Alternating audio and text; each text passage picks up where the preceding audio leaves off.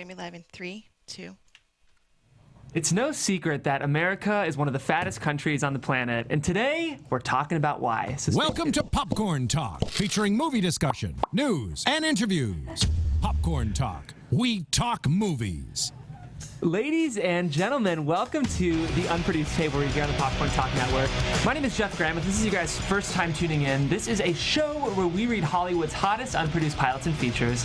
And as I mentioned at the top, we're reading a script all about the kind of machine behind the obesity epidemic in the United States. And it's a wonderful script. I think it has shades of Aaron Brockovich. It's kind of an underdog crusader story, and it's a biopic actually based on a real-life figure in the nutrition industry. So I'm super excited. It's written by the brilliant Scott Lafortune. Scott, thank you for being here. Thanks, guys. Thanks for having me. We're so excited to have you. You flew in all the way from Utah, so we really appreciate it. We're going to put on a great show for you. One question I do have is, this just won a big award, and I'm trying to remember which one it won. It just won grand prize at the 2017 Right Movies competition. Amazing. I'm not surprised. I mean, it's a great script, which is the reason we chose it, but we're excited to have you. We'll talk about you a little bit more at the end of the show. I appreciate it. Other than that, we have a cast of amazing folks. We have two kind of leads and then a lot of fun kind of evil senators. So I want to have you two read for your main parts and then maybe pick who you guys think are kind of your top three bigwigs that you're reading for. Hi guys, I'm Adrienne Snow. You can follow me on Twitter and Instagram at Miss Adrienne Snow, and I'm reading for Doris. Hi everybody, I'm Andrew Guy. You can find me on Instagram and Twitter at Andrew Guy, and today I'm reading for Bro Number 1 and Ted. Big characters. Yeah. Hi everybody, I'm Steve Kaufman. You can find me on Twitter at Steve Kaufman. That's Kaufmann. I am reading for Manny, seems to be one of the big ones. Mm-hmm. Also, Bill Clinton, Tom Brokaw, and Walter Cronkite. So pressure's on, right? I know, right? My name is Hudson Miller, and I don't have any social media, but I will be reading for Mr. Kramer and, let's see, the dairy guy. So, mixing it up. He's in and out. He's in and out. He creeps up every now and then. Yeah. Hey guys, I'm Roxy Stryer. You can find me at Roxy Stryer. I'm not ashamed to say that I had a big bowl of ice cream after reading this script, so sue me. I'm reading for Barney and also Reporter and a whole slew of other characters. Amazing. So Scott, what we like to do before we dive into the read is kind of let you give us sort of the 30-second to 1-minute intro into the world we're entering, just to give our readers and our cast some context before we dive in. Yeah, just last year it was found, it was discovered that Harvard University had taken cash payments for basically falsified research in the food industry starting back in the 1950s. And I thought it was a fascinating story, and when that was uncovered, and it basically shaped our diet over the last 40 years. And after that announcement came out, nobody followed up. The media didn't step into the world and figure out what went on in our food industry, but it largely shaped our intake and what we ate the last 40 years. And I discovered these characters that were involved all 40 years as our epidemic took shape, and I just thought it'd be a great world to step into. It certainly is. That's a great intro, and it makes me very excited to dive in. So let's go ahead and do that, guys. Today we're reading a feature. It's a biopic called Spoon-Fed. I want to note, very cleverly on the cover page, we have Spoon-Fed, a pyramid scheme, written by the brilliant Scott Lafortune. Let's get into it. Over Black, based on a true story, unfortunately. Bliss point. P equals a to the first T plus a to the second C plus a to the third U minus b to the second cash symbol minus b to the second H minus b squared Q, where P equals consumer purchase intent due to the allure of precise calculated amounts of sugar, salt, fat, without any further regard for price or personal health concerns. SO, P equals guaranteed profit from addiction, like selling soda or potato chips. A simple line chart appears over Black, and it traces the obesity rate in America from 1800 to 1950, and the line is relatively flat at about 3%. Fade in. Exterior train day. A freight train chugs along, the heartland of America. Autumn trees blend with endless miles of crisp cornfields already turning from green to gold. Super, 1956. Exterior Midwest small town day. Tidy homes with white picket fences, kids play ball, model citizens stroll the mom and pop shops of Main Street. Clothes are crisp and pressed, men wear ties. Exterior soda fountain shop continuous. Teens line up to get in, they count spare change, and the windows read ice cream, malts sundaes. There's a poster for Coca-Cola, new, now in 2 convenient sizes. It shows 2 contoured glass bottles, the regular 6.5 ounce and the new king size 10 ounce. Exterior, Harvard University Day, 1956. Students walk the storied campus of Harvard. Vines, trees. Exterior new brick building, Department of Nutrition Day. A recently constructed building, no vines or trees or color, just dry, lifeless dirt. A mission statement reads, improving human health with better calories and lifestyle. Interior posh lobby continuous. Marble mahogany. A portrait of a smug man in a lab coat. A plaque reads, founder, chairman, Department of Nutrition. The nation's preeminent authority on wellness and diet. Interior Nutrition Lab Day. A male food scientist, 46, opens a large jar marked sugar. He's the same man from the portrait, and he looks like a weasel. He casually adds a small vial of orange powder to the sugar, lids it, and then shakes the blend until mixed. There isn't much science or nutrition to it, just pure sugar, the vial marked artificial orange, and some shaking. He opens the mix and puts a spoonful into a glass of water, stirs the pale orange liquid, then sips. Not bad. Another spoonful to the mix, now vibrant orange, tastes better. A few more spoonfuls until neon orange. He sips, and bingo. Freshly squeezed. He relabels the sugar mix simply as IB, puts the jar into a shipping box, and hands it to his secretary. A new day, and she hands it back to him in a similar box, only this time it's marked as confidential, to be opened by addressee only. The man waits for his secretary to leave, then opens it. A handwritten memo. The letterhead is Sugar Research Foundation. Hi, Fred. We love the new instant breakfast. So modern. We'll put it on the moon. Give it a superb bill of health to the space program. Enclosed to sweeten the pot and for your new swimming pool. We're still working on the next million. The memo ends. Also in the box are 2 big bundles of cash. Title, spoon-fed. Exterior cornfield, barn, evening. Tall rows of corn under a setting sun. Crickets chirp. There's a giant metal barn and a pickup truck. Super, Purdue University Department of Agricultural Studies. Super, August 1975. The sound of a shovel digging. Interior barn continuous. Doris White, 26, shovels up fresh manure and flings it. It's pig shit in a pen, to be more precise. A 500-pound hog waddles about snorting, and a blue ribbon prize hangs nearby. Doris shovels and sweats in a tank top and shorts with work boots. She's lean but not skinny, strong but not masculine. Her legs haven't been shaved in months, and a matted layer of dusty, muddy crud sits atop a half-inch of lady fur. Her hair is equally matched in a short, damp, prim pixie cut. It exudes gritty determination, and it also helps deter men. She wipes her brow with her forearm, leaving a smudge, and flings more pig shit across the pen. Later, Doris carries a hefty bucket of dried manure, crumbles it by a hand over a large greenhouse area of plants and herbs. Even later, she washes her hands and then an apple. She takes a juicy, crunchy bite and momentarily enjoys it in the heat of the night, then feeds the apple to a horse. Another apple, feeds some greens to a bunny rabbit. She pets it, and she holds and cuddles a baby goat, feeds it a bottle. Even later, Doris sits and studies a textbook. Organic chemistry. There's a stack of other books, biology, cancer.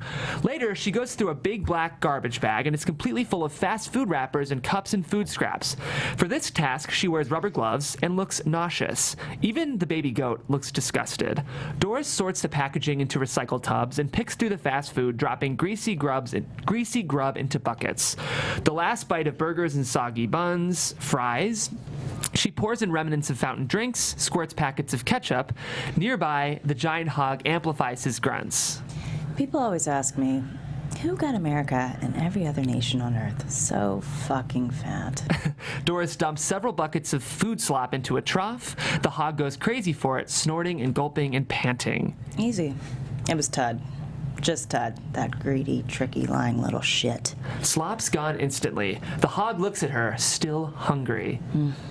I should have served him sooner. Exterior fast food parking lot later at night. Doris is inside of a dumpster. She pulls out several big black bags of garbage and tosses them over into her pickup truck. The parking lot is busy, the late night college crowd. Many carloads of drunken fools and fooling around. Doris in the dumpster is a bit of a novelty. Some frat boys ogle and scoff as they suck on fountain drinks. Flying solo on a Saturday night, babe? Must be too hot to wear hair. Doris squares her jaw, hops down from from the dumpster and gets in her truck, starts it, puts it in gear, and she looks at the entitled soda drinker and over at the cars waiting for the drive-thru, considering for a moment. She looks down at the baby goat in her passenger seat. We can't go yet, Gwenny. Stops the engine and gets out, pulls out a big toolbox from the back, walks directly to the frat boys, biceps bulging, to the drive-thru area. Doris looks at the cashier window, then the freestanding order menu. It's glowing, big and boxy, 5 feet tall. At the base, thick industrial bolts are secured at each corner to anchor it down to the concrete pad below. A voice squawks from the speaker. A car pulls past. Doris squats and opens the toolbox, a large pipe wrench. She begins wrenching on the large bolts. She has to kick the wrench a few times to get them started, and then she spins the wrench, loosening the bolts quickly. One bolt falls over, another, then the speaker squawks, and a redneck driver creeps forward to order food. Hey, lady, you the chick that sits in the box all night? He cackles. His buddies guffaw as he begins to order. Doris continues to wrench, spinning the bolts free. She pulls the last one, and the glowing menu wobbles. This is a story about self-control. Doris stands and kicks over the giant menu display. Crash! It falls in front of the redneck. Wires rip and sparks fly. The power goes out at the entire restaurant. Doris picks up her toolbox. She's a warrior. And she smiles. Smash cut to interior fast food counter elsewhere day. 1975. Money changes hands. A cash register slams. Ching! Interior fast food kitchen continuous. Bing! A wrapped burger is yanked from a microwave. Workers fill orders in the moments and fries sizzle in hot oil. A fountain drink is poured. A soft serve ice cream cone. Exterior drive-thru window day. A bag is handed to a driver. A cardboard tray of drinks. Interior parked car moments later. A family stuffs fries into their mouths. Too bad there's not more. Exterior drive-thru sidewalk continuous. Ted Morgan Jr., 26, wears a suit and paper crown of the franchise. Tall and type A with the swagger of a salesman. His custom gold-plated name tag, Ted. Corporate marketing. He holds a gold-trimmed clipboard that says Ted, wears a gold wedding band, and his gold pen is also engraved Ted. His eagle eyes keenly observe the family as they eat. Keenly observe the same family as they eat. The type of car, the kids in the back, the mom's breasts. Ted winks at her. The mom blushes. Ted is joined by Manny, also 26. Manny wears a lab coat with his name stitched near a coffee stain, and he's smoking a joint. Together, Ted and Manny are quite a team. They like eating in their cars more than other TVs. Fresh air for the flatulence. And they can eat with their fingers. It's so primal. It's like living in a cave. Cars are their comfort zone. They're an indulgence. Then we should indulge them. I'll make the burgers bigger. Just make the buns bigger. And the fries. The mom sucks on her drink. Her chest heaves. And the soda? Slurp! The gurgling of her final sip. Especially the soda. Interior, exterior, various cars, people eating and drinking day. On the highway, in traffic, before work, after school, shoveling in fries, sucking on straws. Ted's first kingdom, gluttony and grease. Everything nuked on the spot, or deep fried, then chased down with icy cold liquid gold. Interior corporate R&D lab, food science day. Manny does chemistry with glassware. Ted counts money. Ted knew the profit wasn't in the protein. The cash was in the carbs. An endless array of experiments, beakers, test tubes, lab notebooks full of math and calculations. Blood sugar was a sure bet, so the food companies began to strip away anything with substance or nutritional value, especially the whole grains and natural fibers.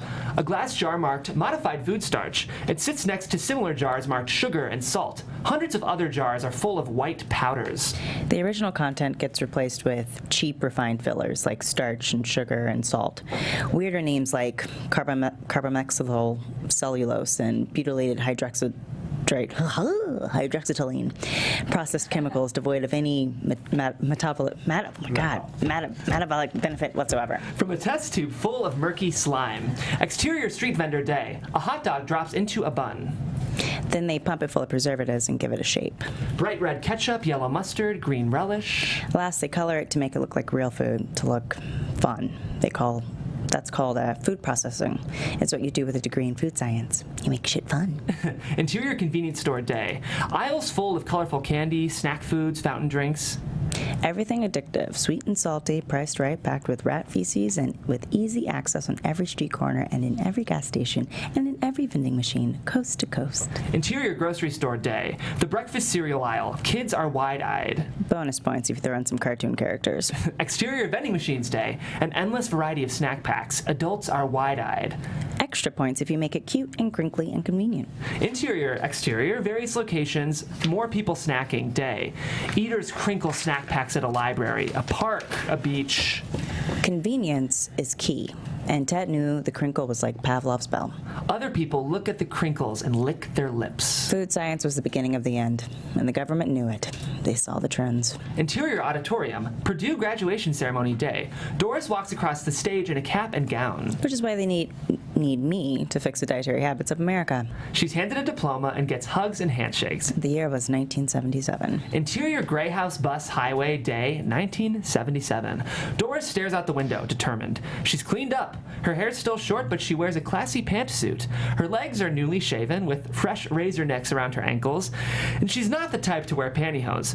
Psst! A can of soda cracks open across the aisle, and a heavily tattooed biker dude is about to enjoy. Doris watches, then leans over and snatches it from him. You'll thank me someday. She pushes open the window and pours it out. Glug, glug, glug, glug. The highway speeding past makes the soda spray all over along the bus windows. Hey, I paid for that. The can is soon empty. Doris crushes it and hands it back. Make sure it gets recycled. The bus passes the city limits for Washington, D.C. Exterior, bus, USDA, moments later. Doris steps from the bus in front of a noble building. This is the United States Department of Agriculture, the USDA. Over black. The same simple line chart appears, tracing the obesity rate in America from 1800 to 1950 from the beginning, relatively flat at about 3%. It starts gradually upward in the 1950s, past 1960, 1970, and by 1977, the obesity rate has quadrupled to 13%. Interior, USDA lobby day, 1977. Doris gazes around the spacious, ornate lobby, marble, art, the glamorous grandeur of government. She stops to read a bronze plaque. The U.S. Department of Agriculture provides leadership on food, farming, nutrition, and public policy using the best available science and efficient management. She considers this, then looks closer. There's chewing gum on the plaque, dried hard. Front desk, Doris signs in. Under purpose, she writes interview. The receptionist is reading a romance novel.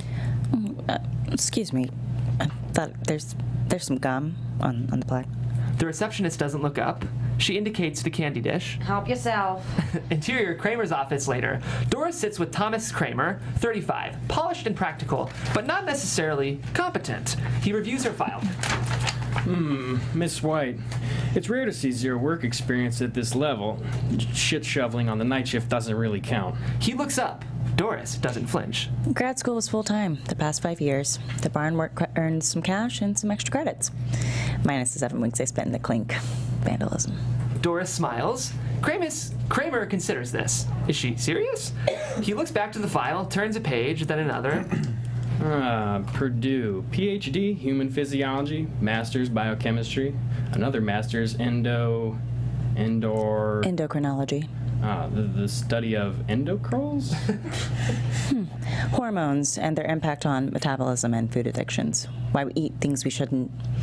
I had some issues in the past. From his body language, it seems like Kramer knows very little about food or science. So no more technical questions. He gives her the benefit of the doubt. I was a finance major myself. Anyway, President Carter's worried about the direction of the American diet. Consumer habits have thrown the basic 4 out the door, so here's the revised guidelines. We call it the USDA Food Pyramid. He slides her a simple drawing of a plain triangle. It's more visual than the basic 4, something to see in 3 dimensions. Notice it's well grounded at the bottom for the most important things. And we can still save a few special occasion items for the top, like birthday cake once a year. He finally smiles. He's wanted to say that all day. Doris, on the other hand, does not see the humor. She just sees a triangle. Sir, I think it's empty. Imagine some groceries inside. Okay, and it's not really a pyramid, more like a triangle? 2-dimensional? That's why you're here, to give it some depth. She looks confused. Your primary goal here is to reduce chronic disease and death associated with the foods we eat. Sir? Doris, you get to revise the grocery list for America. Interior, USDA Research Lab. Moments later, 4 lab technicians led by a beaming Barney in his 30s, devoted. Your new research lab, your office, staff, Barney, and budget. Kramer hands her a clipboard, indicates the bottom lines. Are those extra zeros? Go tame the overconsumption. Kramer pins a shiny USDA badge on her, like a sheriff. This is her first job. The magnitude of responsibility hits hard. How many secretaries will you need? Sir, I'm overwhelmed, but willing to overwork. Excellent, but overwork fast and use every resource you need. It's the American way. Everything to excess, that's how we win. He gives her a firm handshake. I don't even know where to start.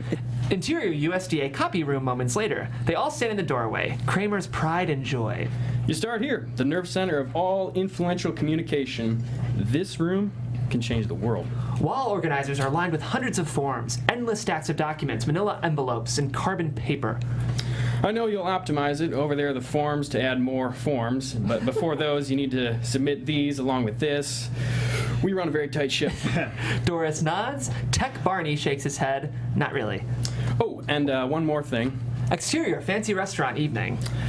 You have a dinner tonight, our partners from the food industry. Doris walks up, checks her watch. Interior restaurant, corner table. Moments later, 6 swollen middle-aged men puff cigars and drink bourbon.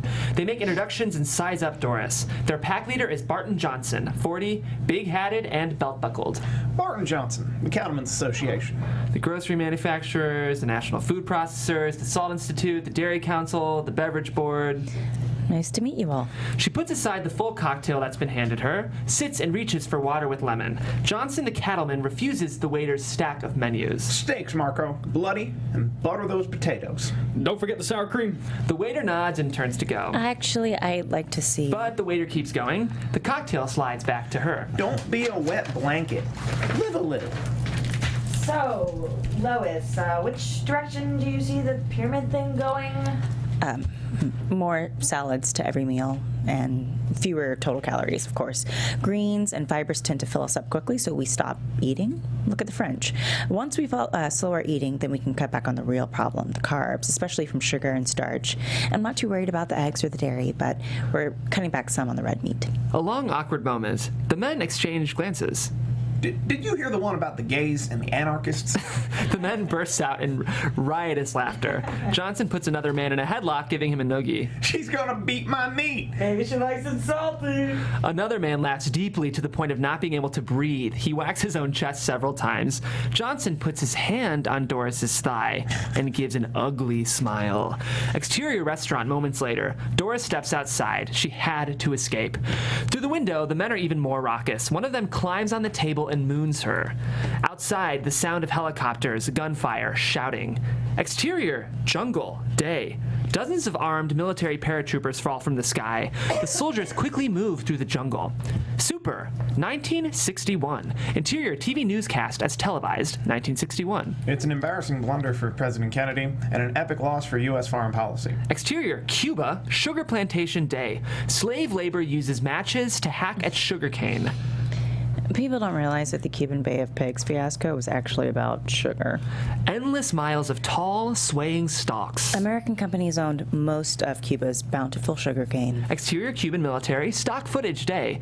Cuban dictator Fidel Castro oversees his troops. But when Fidel Castro took over in 1960, he decided to reclaim the fields and sell the sugar himself to Russia. Interior trading floors day, 1960s. Traders yell at each other, throwing things. It's violent. The result was a decade of highly volatile sugar prices, as the U.S. couldn't afford to go without it.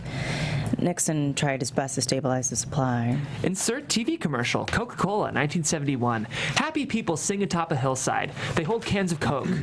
So just as Coca-Cola was becoming the best-known brand around the world, America's brightest minds were working on a cheaper replacement for the sugar. Interior chemistry lab, 1970s. Asian technicians handle glassware. It even took some help from the Japanese. Exterior cornfields day. Endless rows of corn for miles and miles. Super, back to 1977. Pack your things. We're leaving. Interior corporate R&D lab day. Manny holds a chicken nugget and dips it in some sauce. Hang on. I'm still fixing the sweet and sour, making it sweeter. No, I mean we're leaving. For good. Put down the nugget. Ted's always in a suit, and Manny is always in a lab coat. What are you talking about? This. Ted holds out a glass jar of clear liquid. He looks around to make sure that nobody else is listening. This is the future. What is it? Corn syrup. So, It's high fructose corn syrup. Twice the titties of table sugar at half the cost. it's not theoretically possible. Yeah, tell that to the guys in Tokyo. Manny remains skeptical, takes the lid off the jar, and dabs his finger in it. He tastes it, an obviously overpowering event in his life. Jesus. I know. Manny pours some on the nugget. Ted looks for approval, then takes a bite. Bliss. Oh my God. I know. Manny dips the rest of the nugget in the jar and eats it, smacks his lips, eats another finger scoop. It's hard to stop. Then don't. Manny drinks from the jar. It's gone. He can't get enough. He uses his fingers to wipe out the jar and licks them clean. This is the holy fucking grail. I'm aware of that. What are we gonna do with it? We're gonna put it in things, and on things, and around things. Everything. What things? Everything. Snacks, drinks, Candy, condiments, cereal, spaghetti sauce. canned goods, box goods, Everything. everything. Manny considers the endless possibilities. Cookies, ice cream, bread. Holy shit, the ketchup. That's gonna be the first, sweet and salty. I gotta call Rick over at Heinz. Yeah, and get this, it's not from some communist godforsaken island. It's made from American corn, right here in the heartland. And those farmers get all the subsidies. So basically, the government's gonna pay us to make it. And then what? And then we sell the shit out of it. It's like taking candy from a baby and selling it back to the mother to keep the baby from crying. Jesus. Multiply that by 200 million people just here at home, the land of plenty. We're gonna get rich.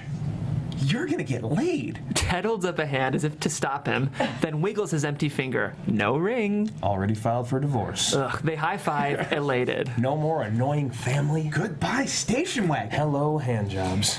So, as fate would have it, Interior, Ted's new mansion day. Boxes and furniture are unloaded everywhere. Ted supervised pointing and directing. in 1977, someone else also relocated to Washington, D.C., Exterior, fancy restaurant from earlier, evening. just in time for the circle jerk. Ted pulls up to the valet in his new Porsche. He and Manny get out. Interior, restaurants moments later. Doris passes Ted as she leaves, but doesn't notice him. He turns to catch a peek of her fanny. Impressed. Interior, dining area moments later. Ted walks up to the boisterous men from the food industry. One of them is on the table, mooning from the window. Sorry I'm late, boys. Ted. Call me Ted. U.S. corn refiners. Hey, it's the corn guy. Ted and Manny join the revelry, drinking, toasting. Ted was like a pig in slop. Here's to the corn Corn syrup. syrup. There's just no better way to describe it. Hog heaven, making bacon. And as the party continues, Manny puts a mirror down on the table and starts doing lines of cocaine. The men all fight for a snort. They wipe their noses. Ted rips a line and pulls a random woman from a table nearby, boldly kissing her, then steals a full drink from her date. Ted became the brains of Big Sugar and the alpha wasp of Big Food. My job would be to wipe all that snot off their bug-eyed faces. Ted takes the cowboy hat from Johnson the cattleman. Oh, there's a new sheriff in town. He uses his fingers to make a gun and playfully aims at the other cowering diners. Then he aims the gun upward. Yeehaw! Fade out. Over black. A simple line chart traces U.S. sugar consumption over time. It's measured in pounds per year per person. In 1800, the line starts near zero. It moves steadily upward, and by 1900, it's at 40 pounds a year. By 1977, it's at 80 pounds a year. And climbing. Interior, Doris's new office morning. Doris's office is a blank slate with an empty desk. Her 4 lab techs are gathered around her at the whiteboard. It's her first day, and she's just explained her background. So that's me. Any questions? The 4 techs look at each other. They subtly kick at feet until Barney finally answers. He's hesitant. So, we heard you spent time in prison. Doris looks at Barney a moment, then chuckles. Huh? Oh, it was county lockup. All 3 times. But I was young and naive, went through a fast food stage. Now it's time to get after sugar. So prison's a definite possibility. That's all she says. The technicians look at each other. Any more questions? Okay. She lists some bullet points on the whiteboard. 1, 2, 3. After the first one, she writes, school lunches. Barney, we start with kids. Get me the lunch contracts and vendors for public schools. Our goal is to increase daily vegetables. Oh, kids hate vegetables. And set up a meeting with the FDA. The budget's bigger. Maybe they'll share some marketing data. Won't happen. FDA is still bitter that we beat them in softball. No, just put me down a pitch next time. We can throw the game. Politics. She writes, FDA, lose game, and then IRS, sugar tax. Last, the IRS, they got Capone. They can get us a sugar tax. People will eat less, and the money can go back into communities. Oh, that would be regulated at the state level, so Oh, then we meet with the states. there's 50 of them. Oh, and 52 weeks a year. Say goodbye to your Saturdays. Now get to work. She shoos Barney and the technicians away. Interior Senate panel, as televised, 1977. 2 U.S. senators make announcements. It's very austere. TV graphic, Senate Committee on Nutrition and Human Needs. Nameplate, Senator George McGovern, South Dakota. The simple fact is that our diets have changed radically in the last 50 years with great and often very harmful effects on our health. Nameplate, Senator Bob Dole, Kansas. Our current intake is directly linked to heart disease, cancer, obesity, and stroke, among others. Interior, Doris's new office day. Doris unpacks and organizes. Framed graduate degrees lay on her desk next to assorted textbooks. A bag of apples. She stares at the whiteboard with 2 more bullet points. 4, reduce heart disease, cancer. 5, refined sugars equals death. In one hand, she holds and compresses a stress ball. Squeeze, squeeze, squeeze, squeeze. Almost compulsively, she drops it and reaches into a drawer, unwraps foil from a Hershey's Kiss, a wave of relief as she eats it. She closes her eyes and crumples the foil into a tiny ball. Doorway. Miss White, you should see this. Interior, Ted's bedroom day. Ted wakes, sheets missing. His mattress is bare. The cowboy hat covers his clock. Kitchen. Ted makes a glass of orange tang, pours in a ton of powder, adds water, digs around for something to stir it. His new home's still in boxes as well. He smells his finger, then uses it to stir the tang. Turns on a kitchen TV. Interior, USDA conference room day. Doris and her team surround another TV. On the TV, the Senate panel. Hunger has been conquered, and our food intake can now be considered a disease of excess. We're calling for immediate reductions in the consumption of sugar, salt, and fat by the American public. And likewise, much less reliance on the inclusion of any items by the food industry. Exterior National Mall, moments later. Doris walks briskly. She punches the air. Exterior Mansion, day. Ted peels out in his Porsche. Exterior Capitol Building, day. Doris walks through a small crowd. Interior Capitol Building, moments later. She looks up and around, new to the atmosphere of politics. She weaves past reporters and photographers, tries to enter the media Q&A room, but it's full. Moments later, Ted enters the building and navigates the exact same route. He also looks up and around, walks up behind Doris and checks out her butt. He looks a look of recognition from the previous night. Small world. Doris doesn't notice Ted, nor would she know him. They each strain on tiptoes. Ted leans against her, stretching, making it apparent that he's much taller. I see McGovern, but who's the other guy? He waits for her answer, then feigns embarrassment at her much shorter stature, touches her shoulder as an apology. Doris brushes his hand away with a polite smile, then squeezes into the room. Media room. The senators answer questions. The public wants some guidance, wants to know the truth, and wants a better life. Shouldn't choice be a matter of individual and personal responsibility? Not when it challenges and overwhelms the current medical establishment. Eating is a basic human right. Will the public construe this as communistic? No. The Russians only have potatoes and vodka. They don't face the same dilemma we do. Laughter in the audience. I think that's a good note to end on. The senators rise to the flashbulbs. Nearby, Kramer stands with the food industry men, and none of them look happy. Doris tries to make her way over, but Ted blocks her path. He notes the senators across the room. Shame to see the shameless making so many rules for the rest of us. Well, sometimes we need a little more than self-control to help make the right decision. Self-control. I like that. You sound like my mother. She tries to move past, but he hovers. It'd be great to get more women in Washington. Keep it lubricated. I bet all these prominent men are quite a machine. Doris watches as Kramer meets the senators. She glances at the food industry men. One of them pouts as the others console him. Ted doesn't see this. How do you guys even keep up with all the suits and the swagger? Gals, excuse me. I raised 4 little brothers all by myself. I think I can handle some male ego, however primitive. So you're not afraid to pull hair? I'm not scared to scratch eyeballs. Oh, wow. Empowered, straight for the balls. Kramer leaves with the senators. There goes her chance. How was it?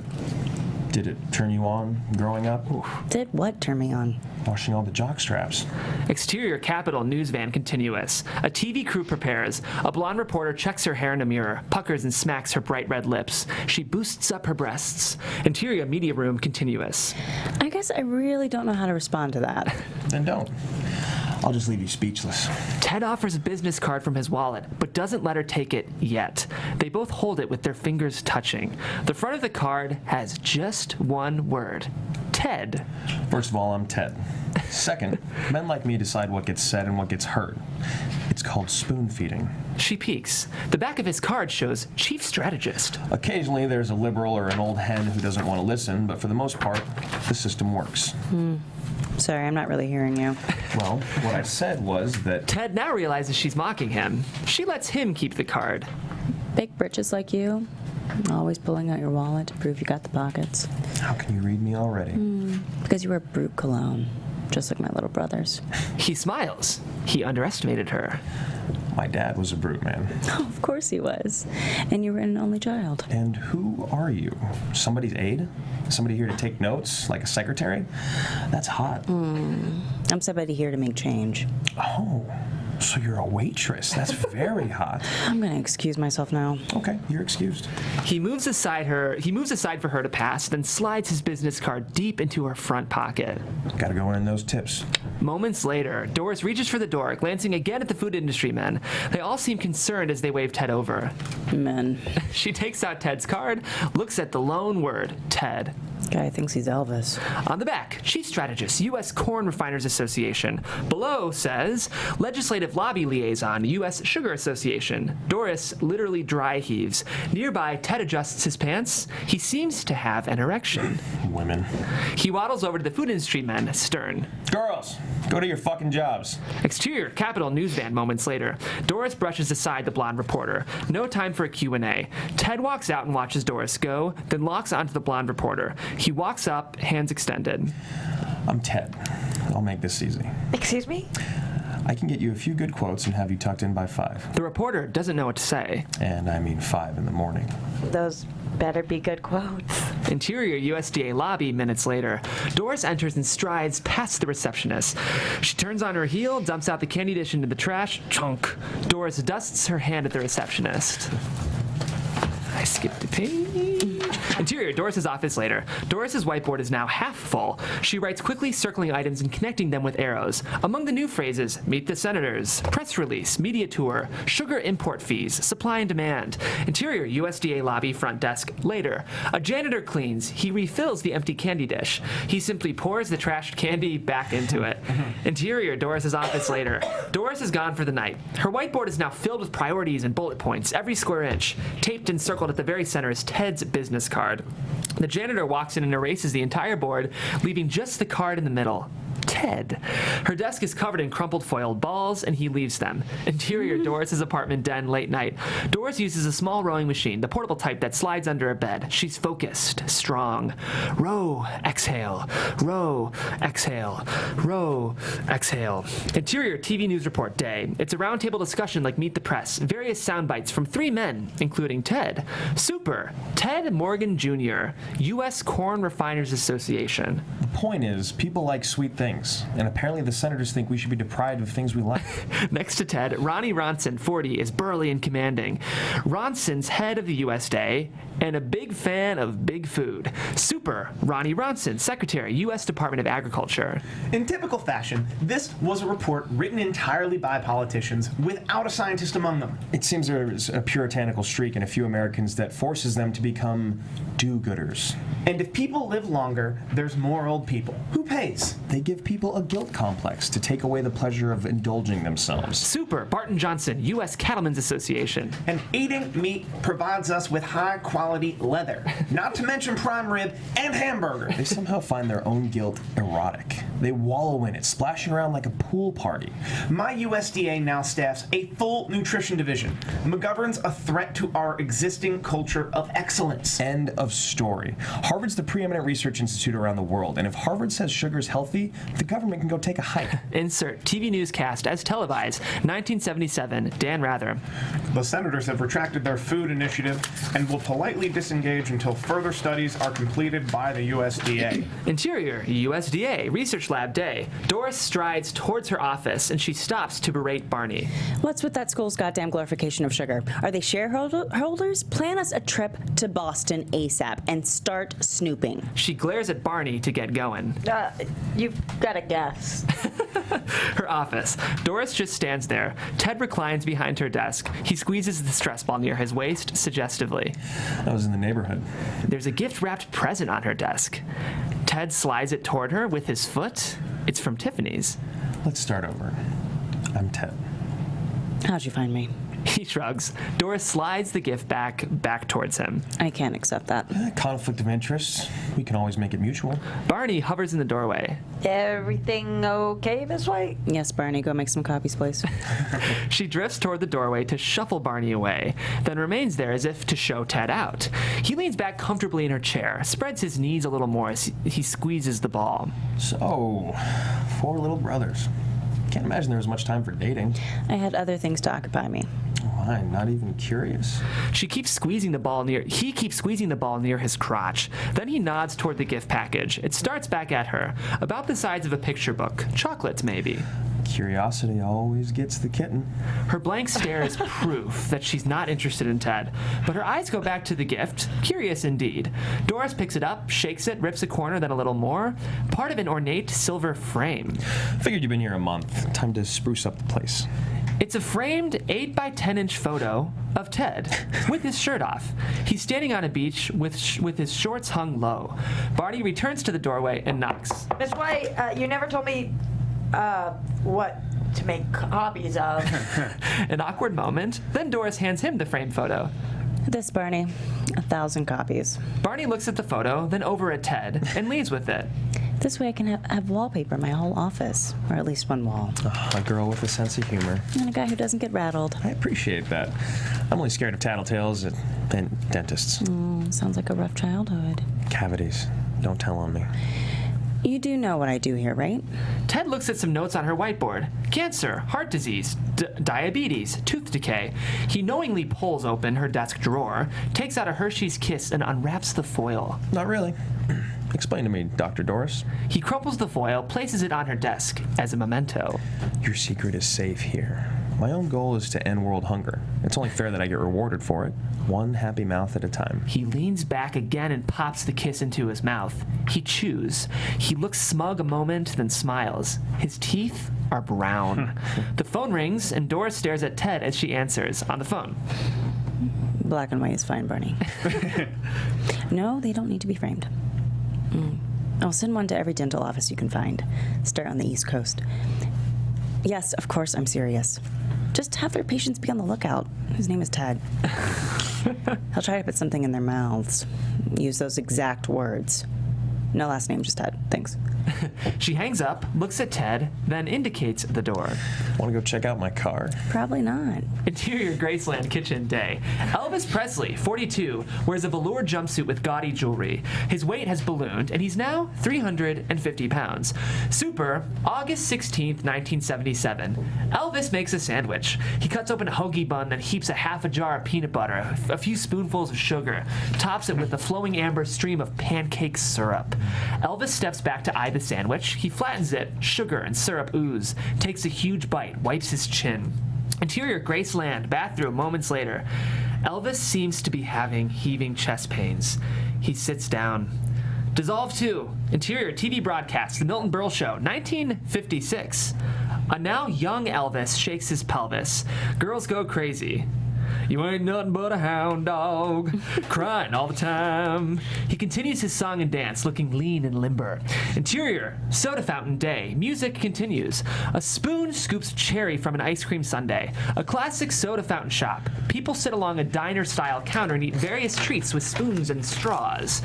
Super, 1956. 7-year-old Doris sits dreamy-eyed in front of the jukebox. There's an Elvis print on the wall. My dad was also a heartbreaker. Her dad behind the counter has a huge smile and seems popular with the customers. Some playful ribbing. He could bullshit about baseball like nobody's business. He fills a frosty glass, wipes the counter, smiles. He owned the local soda fountain. 14 hours a day, 360 days a year. He goes to the tap with his own mug, pours a cherry Coke. That was his kingdom. Cherry Coke, good times, the gift of gab, all day, every day. The large display case holds pastries and donuts. He also made world-famous donuts, or at least he claimed. Her dad smiles broadly as young Doris devours a delicious glazed donut. She's ecstatic. They were horrible. Her dad smiles broadly as Doris enjoys it. Eskimo kisses. First one is teeth. Her dad tussles the hair of 2 younger brothers. Then his liver. Her dad smiles at her mom, who holds a baby. And then his life. 7 years later, Doris, now 14, sits in the same spot with 4 younger brothers. Her mother stares vacantly ahead. Bobby was still in diapers. The kids all eat donuts without smiling. At least we enjoyed one last week of Dad's donuts for dinner. I wish I knew how to make more. They eat donuts for dinner 5 consecutive nights. Each evening, the kids' clothes and seating arrangements change. But her mother never moves, and the donut case behind them steadily goes from full to empty. Did you know that sugar gets metabolized by the liver like alcohol? The fructose half, at least. Fructose is this sweet-tasting part of sugar, but it's actually toxic. It blocks insulin, which controls blood sugar. That's diabetes. Constant sugar in the blood gets stored as fat, obesity. Fructose also blocks leptin, which otherwise makes us feel full. Our brain thinks we're starving and makes us eat more. Gluttony. The donut case is now empty. A month later, her mother eats ice cream. She's gained a lot of weight. And the more fructose we feed on, the more our brains think we're starving to death, and it descends into madness. That's depression. Doris cleans and works the counter. 4 boys run wild. And the cycle never ends. Pavlov rings his bell for more fructose. The door jingles. 2 bankers go through ledgers with Doris. They shuffle through receipts. Doris is confused. She cries. The bank knew that Smiles and Sugar should make more dough in a donut shop, so they took back that soda fountain right there on Main Street in Franklin, Indiana. Interior, childhood home, kitchen, evening. 1963. Teen Doris and her 4 brothers sit around the dinner table. They each have empty plates. Mom retaliated and took her own life. Those men from the bank needed to do some more cleaning behind the counter. Doris opens a big metal tin of potato chips. She starts to put a heaping handful onto each plate. Her brothers are hungry.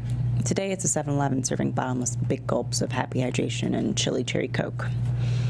I haven't had donuts since. Dissolve 2. Interior, USDA copy room, day 1977. Adult Doris tosses all the stacks of forms and documents into a recycle tub. Chunk, chunk. She's very diligent about it. Soon all the shelves of paperwork are empty. Doris unwraps a Hershey's Kiss and she eats it. Interior, library basement, endless archives, late night. It's literally packed with dusty boxes on towering shelves. Medical journals, files, maybe a hospital or med school. Doris reads at a small desk under one of a few lights. She has a stack of clinical research and a cup of coffee. The subject of what she reads is diabetes. She laughs maniacally, then stops abruptly. Barney is there. We're all doomed. Interior, hotel room, morning. A call girl gets dressed. Ted hands her crush and puts back on his wedding band. Super, Atlanta, 1978. Interior, hotel lobby, moments later. Ted parts with his call girl. Manny waits for him and also makes note of Ted's wedding band. Still the only thing that gets me hard. Taking it off in a hotel. Gonna leave it on? It'll seal the deal. Exterior, corporate headquarters, Coca-Cola day. They park as a visitor. Manny carries a heap of reports and meeting materials, and Ted carries just a McDonald's cup. Interior, boardroom day. Ted finishes a presentation for a dozen executives. He takes a long sip of the fountain drink and contemplates it. They can sell all the grease they want. Your soda makes the bacon. He acts nostalgic, looks at his own perfect fingernails, which highlight his wedding band. I remember, it was Father's Day. My 4-year-old asked for another taste of Coca-Cola. Please, he said. And my poor wife cried Coke had been her father's favorite drink until he got cancer. And of course, I gave my son the entire can. And I knew y'all had a customer for life. But that's not important. It's what he said, and I'll never forget it. You the best daddy ever. Ted lets this sink in. Someday my son will have kids of his own, and Coca-Cola will keep on building childhood memories around the world. He starts to hand out sample cups of high fructose corn syrup, HFCS. An attractive female executive flirts with him. I just wanted to say, you have a very lucky family. Trust me, I'm the lucky one. He finishes passing out the cups and he addresses the group. Looking ahead 5, 10, 50 years, this will be the best corporate decision ever made. There's still a little hesitancy from the execs. Do it for the kids. Ted holds up a sample of high fructose corn syrup. Cheers. The execs begin to sip. They love it. Interior various boardrooms. Montage. Music up. Ted and Manny finding success at Pepsi, Kraft, Hostess. The execs at General Mills cry and give them hugs. Nabisco's board lifts them onto their shoulders. Interior Porsche day. Ted is getting a blowjob from the female exec. Exterior large yacht day. And the lifestyle continues on Ted's new boat. It's skinny dipping in champagne. They're rock stars. Drugs. The boat's name is written across the back. Sweet Tooth. All seems perfect and sunny in Ted's world. He beams.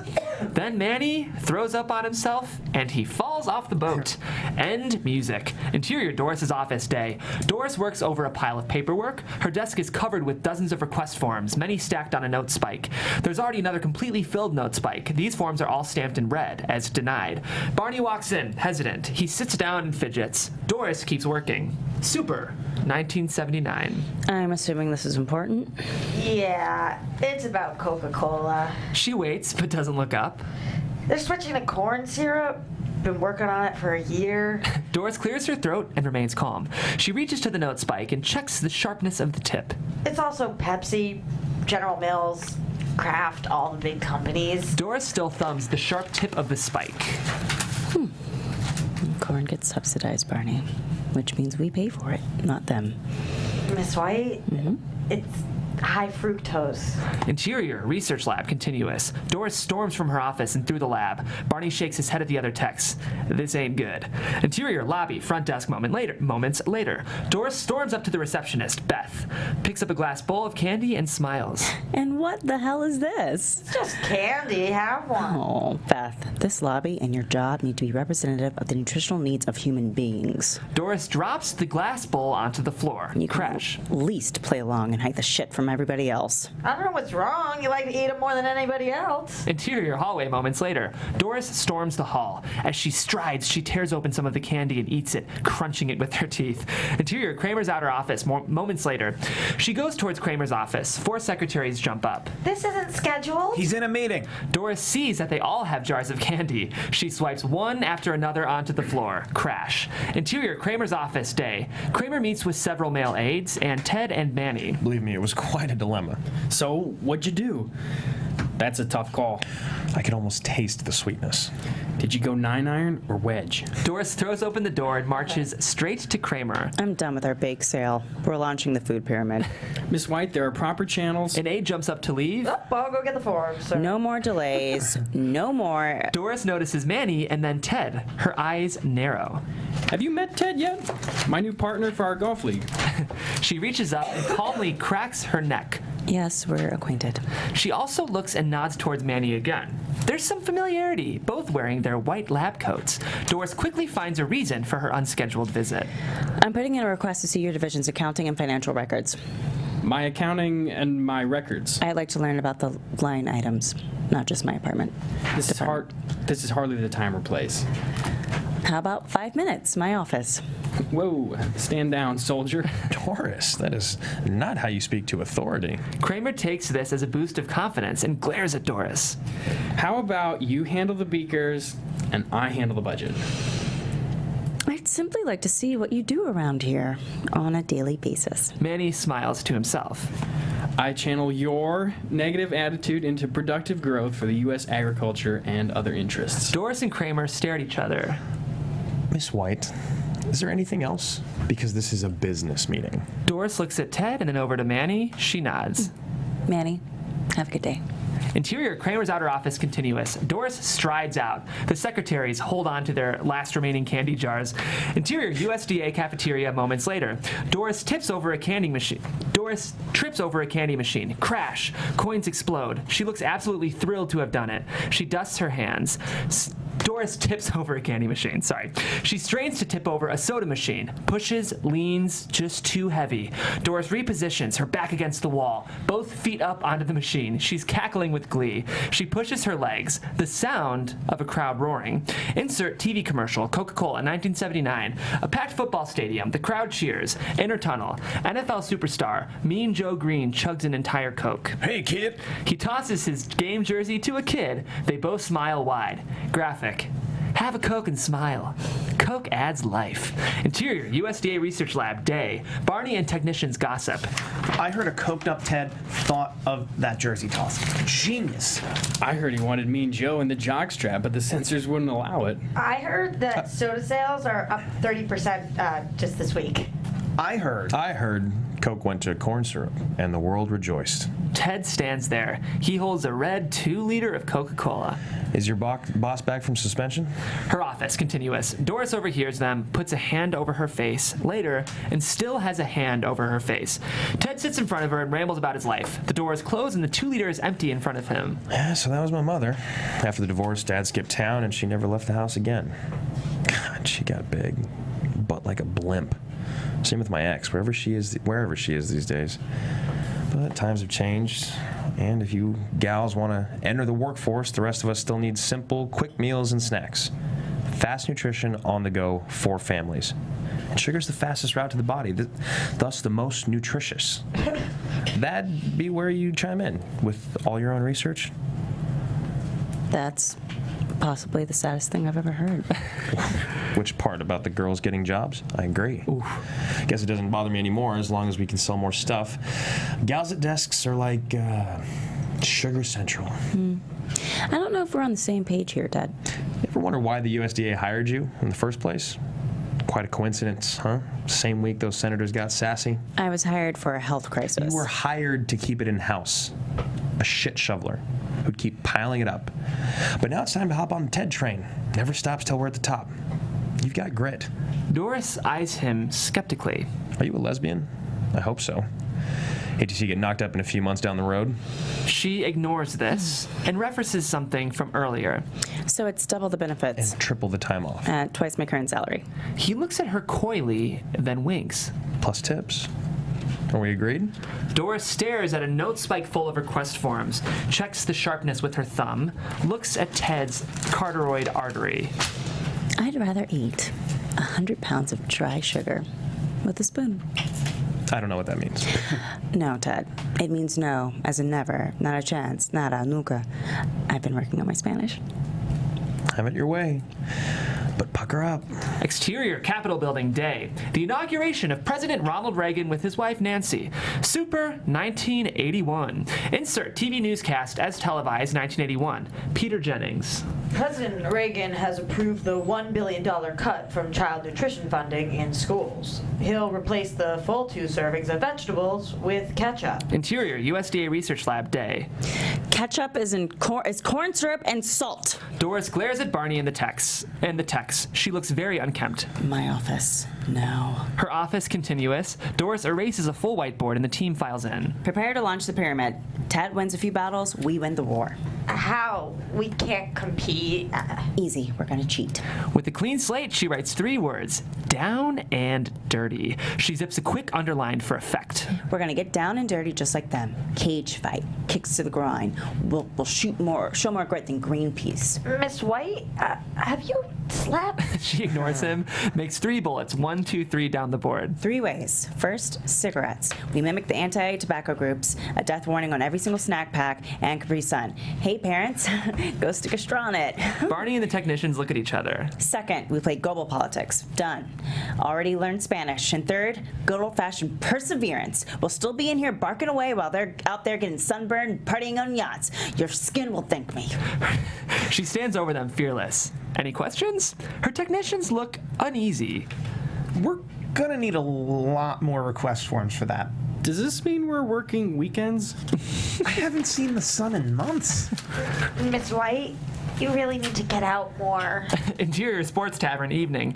Doris sits disheartened on a bar stool. She nurses a scotch and crunches on a bowl of greasy kettle chips. She finishes the bowl, using her fingertips to wipe it and lick the salt. She reaches over the bar and grabs the crinkly bag of chips, then continues to eat directly from it. Crunch, crunch. The jovial bartender sets down a bottle of ketchup near her. Name tag says DJ. He's 35 and cute in a teddy bear sort of way. They're even better with ketchup. Plus, it's a vegetable. Doris licks grease off of each fingertip and then taps the bottle on the bar. It breaks on the floor. Ketchup spurts. She sits there, defiant and unapologetic. He's reminiscent of her father, standing at the taps behind the bar. Doris wags a pointed finger at him, slurs as she mumbles. Ketchup, corn, syrup, and salt. She goes back to the greasy, crinkly kettle chips. Crunch. DJ takes her drink and sets down a glass of water. This round's on me. He smiles and goes back to watching sports. Insert Super Bowl XX as televised night. The 1985 Chicago Bears look huge, lined up at the goal line. William, the refrigerator Perry, plunges in for a touchdown. The 400-pound fridge spikes the football, and the crowd cheers. Insert TV commercial, McDonald's, 1985. The fridge is now a national spokesman for supersizing. He gets a heaping tray of food, then plops down to occupy an entire booth, sips the giant soda, reaches for the giant fries, and swipes an erect fry through a pile of ketchup. Interior Doris's apartment, bedroom night. Doris stares at the ceiling post-coitus. She smokes. Super, 1985. Then crunch. The furry man next to her eats from a bag of kettle chips. Crunch. Crumbs everywhere. Crumbs everywhere. He's chewing loudly. This is her new husband, DJ the bartender. Looks like a former ball player, now with a belly and a beer in hand. He licks his greasy, salty fingers, and Doris reaches over to take some chips for herself. From both of their wedding ring fingers, side by side, we cut to interior airplane, first class day. Into two other wedding ring fingers, a cute stewardess hands Ted a cocktail and a snack basket. Well, aren't you a sweet thing? What brings you out this way? Where there's bees, there's honey. She smiles. Ted hands her a business card from his wallet. And where there's smoke, there's fire. Just Ted? Huh. Kind of like Madonna? Exterior corporate headquarters, R.J. Reynolds Tobacco Day. Ted drives a rental and parks at a visitor. Super, Richmond, Virginia. He smokes a cigarette, wafts the smoke into his own face, then holds the lit cigarette underneath his fingertips. Interior corporate boardroom later. It's an old group of tobacco execs. Ted finishes a presentation and an old-timer chairman considers. He eyes Ted with respect. Interesting. The corn refiners would like an investment in exactly what again? In us. And in the food industry, we all grow in the same dirt. The old-timer walks over and sniffs Ted. Then he smells Ted's fingers, nods, and notes his wedding band. Still wear mine sometimes, too. Gets her done. I like your style, boy. They shake hands. Let's go shuck some corn. Let the golden shower begin. Insert TV newscast as televised, 1985. Several corporate logos on display. R.J. Reynolds has now purchased Nabisco, and also Philip Morris takes over the esteemed General Foods Corporation in the largest buyout in U.S. history. Interior corporate R&D lab Tobacco Day. Two stoner lab techs lean towards a mouse cage. One holds a lit cigarette, and the other holds an Oreo. Come on and get it, you little bastard. Manny oversees them. His lab coat now says VP of Research and Development. You guys done with the data yet? Image, vintage magazine ad. Chesterfield cigarettes. Young actor Ronald Reagan smokes a cigarette. Interior Doris's apartment living room night. DJ watches TV. A sound from the kitchen. Psst. He looks concerned and gets up to check. Kitchen. Doris drinks a beer at the table, and she hates the taste. We were out of scotch. For a minute there, I thought you were pouring them all out again. She offers him the can, and he sits down to join her. Well, Reagan shut down every government study for food and nutrition over the next 4 years. Claims big tobacco and big sugar have plenty of resources to self-regulate. In your department? Well, obesity just ballooned at the fastest rate in human history. Of course, we can stick around because we're so unaffected. Exterior, interior, various fast food chains around the world. Day, montage. KFC in China, Pizza Hut in Brazil, McDonald's in an airport. Exterior cornfields day. Golden corn sways in the breeze. Interior corn refinery day. A pale gold liquid oozes into a tanker truck. Interior printing presses day. U.S. currency flies off the presses. Interior R&D lab mouse cages day. All the mice are now obese obese and lethargic. One tries to walk in his wheel and collapses. A dead obese mouse is lifted from another cage. Manny shows the clipboard data to Ted. The news ain't good, whatever it is. And Ted looks very edgy. Super, 1986. Ted yanks the paperwork from Manny and puts it in a shredder. Several large baskets overflown with shredded paper. Get rid of the mice and fire technicians. Ted, you're overreacting. Manny, this is another project for Harvard. No offense. Are you serious? They're way too expensive. And you'll get the exact same results. Bill it under Project 226 and tell him Ted sent you then. Interior USDA women's restroom stall day. Doris kneels over a commode, her face hanging above the bowl. Clumsily wipes a stretch of spittle from her mouth. Sink later. Doris washes her hand and cups water to her mouth. Interior Ted's mansion, master bath late night. Ted looks pathetic in his own mirror, red-eyed and pasty in his pajamas. He bends over and snorts a line of cocaine. He sniffles at the mirror, strung out, sleepless. Kitchen later. Ted stares at a pantry full of food and he closes the door. Garage later. Ted sits in his Porsche, his head against the steering wheel. The car is running, but the garage door is down. His hands in his pajama pants. He's jerking himself. But his frustration shows that he apparently can't get it hard. Interior 7-Eleven late night. Ted puts down a newly poured fountain drink, picks up a small but colorful bouquet of flowers on display. He stares at them and seems to get some life back again. Exterior 7-Eleven phone booth moments later. Ted flips through an old tattered phone book. His finger scrolls through the W's and the last name of White. An address. Interior apartment building hallway late night. Ted knocks on an apartment door and lingers. He still wears pajamas and has flowers. After a moment, he holds down the door buzzer. Bzzz. Finally, the sound of the door unlatching. It opens. DJ stands there in his underwear, groggy and half asleep. Scratches his nuts as he looks at Ted and the flowers. So sorry, I must have the wrong... Interior USDA hallway day. Doris passes somebody in the hall and spins to follow. The man carries a bouquet of flowers and a gift box. Ted? He continues to the elevators, doesn't look as they talk. Hello, Doris. Heard you got hitched. And? And some other chump got your cherry. Ted steps into an elevator, finally turns, and he has a black eye.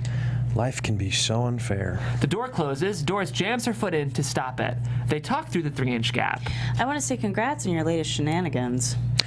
The bottom line already thanked me. So did my bosses. Your university studies are wrong. They're flawed, if not fraudulent. Their research is world class. It must be, to find something fantastic about fructose. The only group in the world that says so. Also the only group that matters. The door buzzes from being held open. Bzzz. Too bad you went to public school, like Purdue. Ted calmly toe kicks Doris's foot away and the door closes.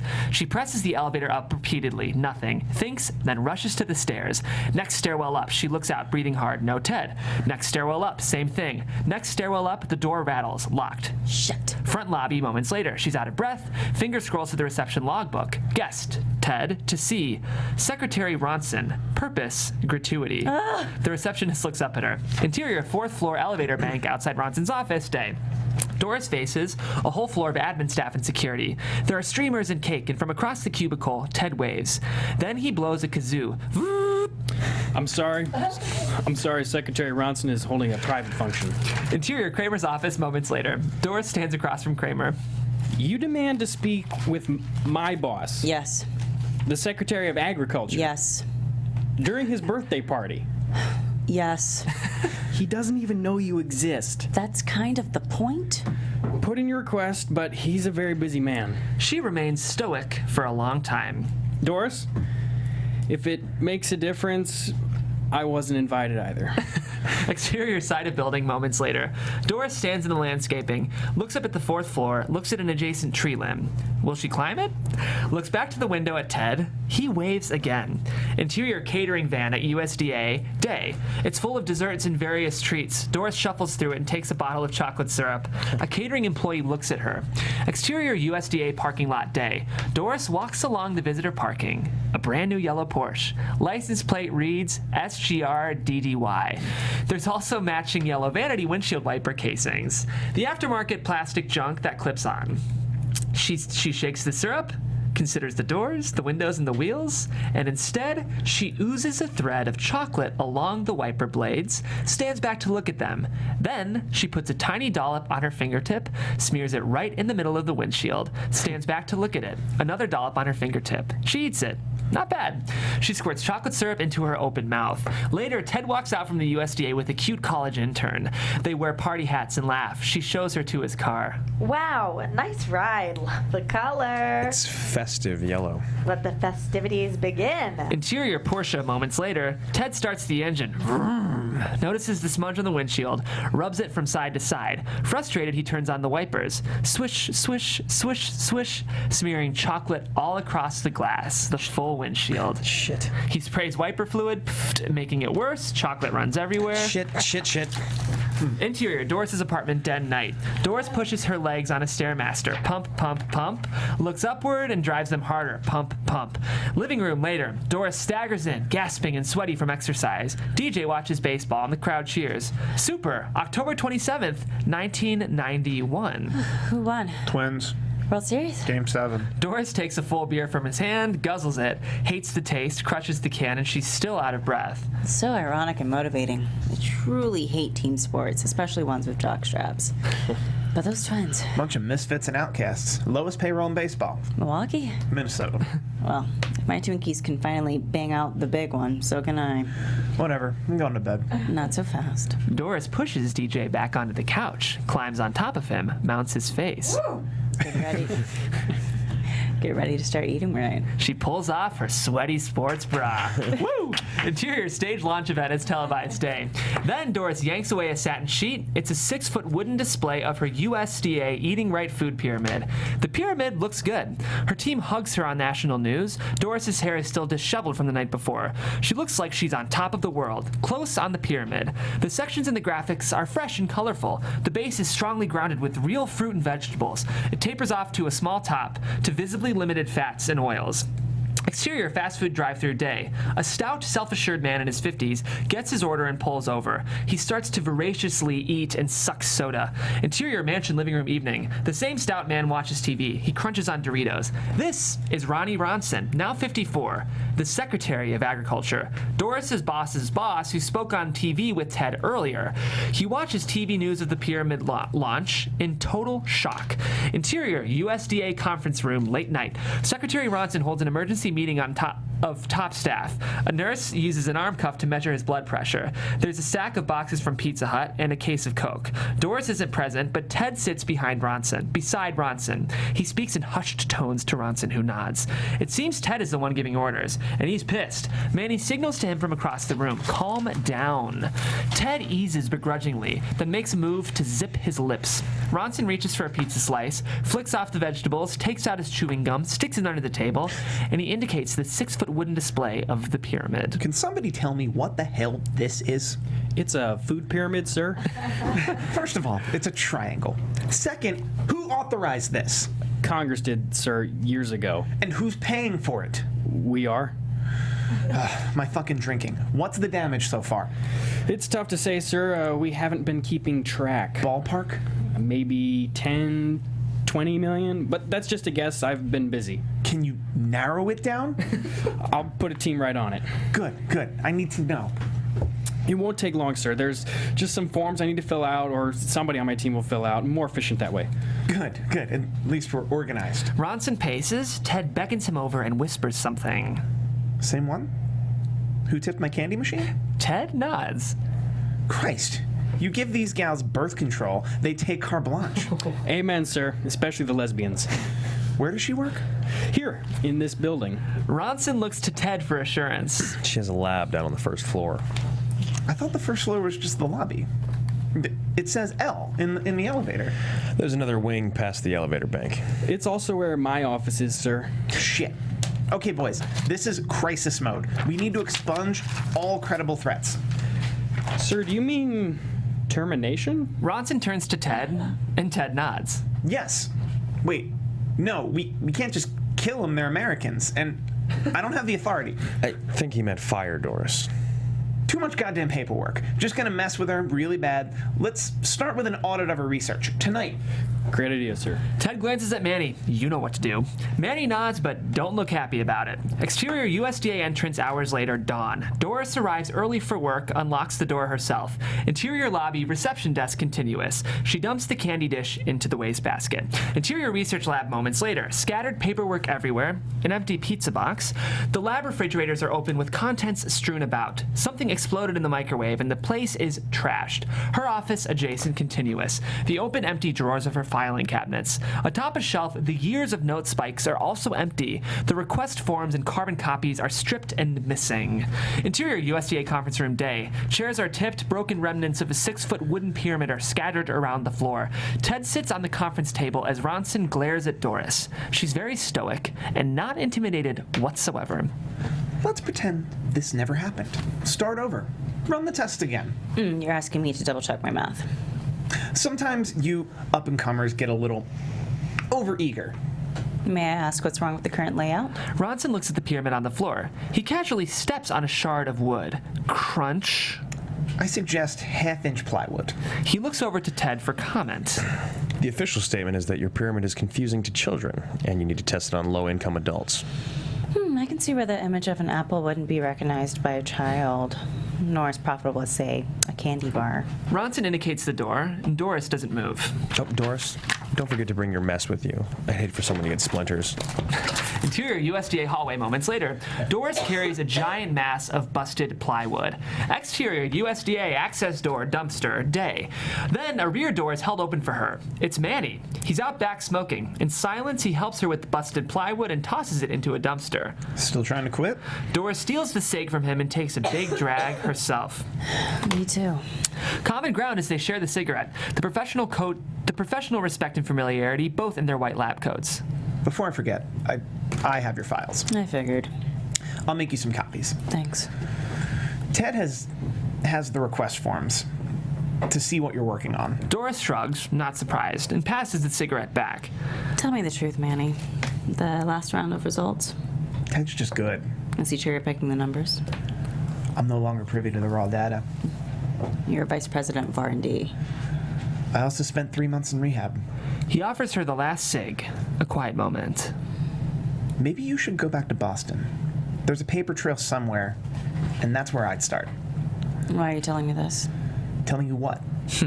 Doris takes another huge drag, draining the rest of it, flicks it down and grinds it with her foot. Interior TV newscast is televised 1991. Tom Brokaw. The USDA has retracted their new Eating Right food pyramid and will quietly disembark until additional revisions are completed internally. Interior Ronson's office day. Ted hands a wrapped gift box to Ronson. It has a bow on top, and under the bow is a very obvious envelope of cash. You've already been generous enough. All the companies. Ronson tries to hand it back. Ted seems offended. It's 50-year-old scotch. Ted, I'm dry again. In meetings. Ted gently pushes the box back to him, seeming sincere. I know, and that's terrific. But like I said, it's 50-year. It doesn't grow on trees. Interior USDA conference room day. A female artist in her 40s draws the food pyramid as a giant bowl. Ted and Ronson are the only people to help revise it. They each have a tumbler of scotch. But maybe a separate bowl for ice cream. Yeah, just make this bowl bigger. How about we shape it like a shopping cart? Interior hallway continuous. Doris's technicians watch them through the windows. Interior USDA research lab later. The techs are gossiping. I heard Ted's going to include a 2-liter bottle of Coca-Cola. I heard it's even shaped like a 2-liter bottle of Coca-Cola. I heard it even includes a McDonald's Happy Meal. I heard it is the McDonald's Happy Meal. They're just changing the pyramid to golden arches. Interior Doris's office continuous. Doris overhears them talk. She snaps her pencil. Interior Ronson's outer office moments later and strides past a dozen secretaries and staffers. Interior Ronson's office day. Ronson instructs the female artist who now sits at an easel. She redraws the cartoon foods inside the pyramid. Ted sits at Ronson's desk. He clips his fingernails. Just make it all look healthier and more global in its appeal. Huh? Do I have to draw it myself? Put some holes in the cheese. It'll look airy and European, and make the chopsticks green. They'll look healthy, Asian. You want me to add chopsticks? Doris powers her way in, shaking off staffers from each arm. She glares at Ted, who continues with his nails. Clip. Denise, just in time. I'd like for you to look at something. Doris looks at the revised pyramid. She closes her eyes in denial. Please tell me the fruits and vegetables weren't replaced by bread. People love bread. The carbs are the biggest killers. Vegetables are dirty. They're a threat to health, and cleaning them is a waste of water. How did you ever get to be the Secretary of Agriculture? First of all, you don't know what you're talking about. Second, your way is just too expensive. Sir? We can't spend our Sundays rolling around in the mud while frolicking at a farmer's market. Ronson turns back to the artwork on the easel. Doris walks over to Ted at the desk and stands over him. Ted doesn't look up from his nails. Clip. Stop playing the victim.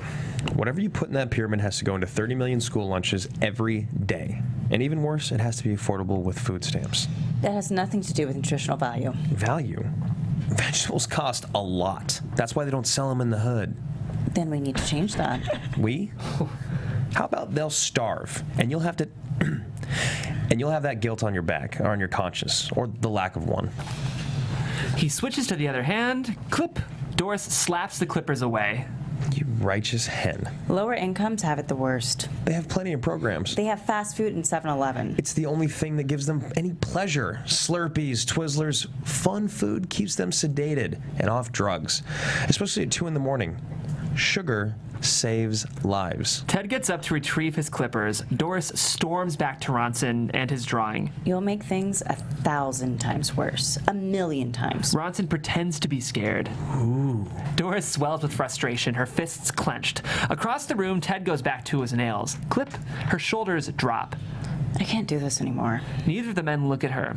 Take away your shitty subsidies for sugar. We'd have real food for everyone free. Must not be worth paying for. Good luck in academia. Oh, I'm not giving up. I'm just going to greener pastures to find out who your money feeds. Interior Doris's office moments later. Doris rips down her whiteboard. Crash! Tips over her desk. Ka-chunk.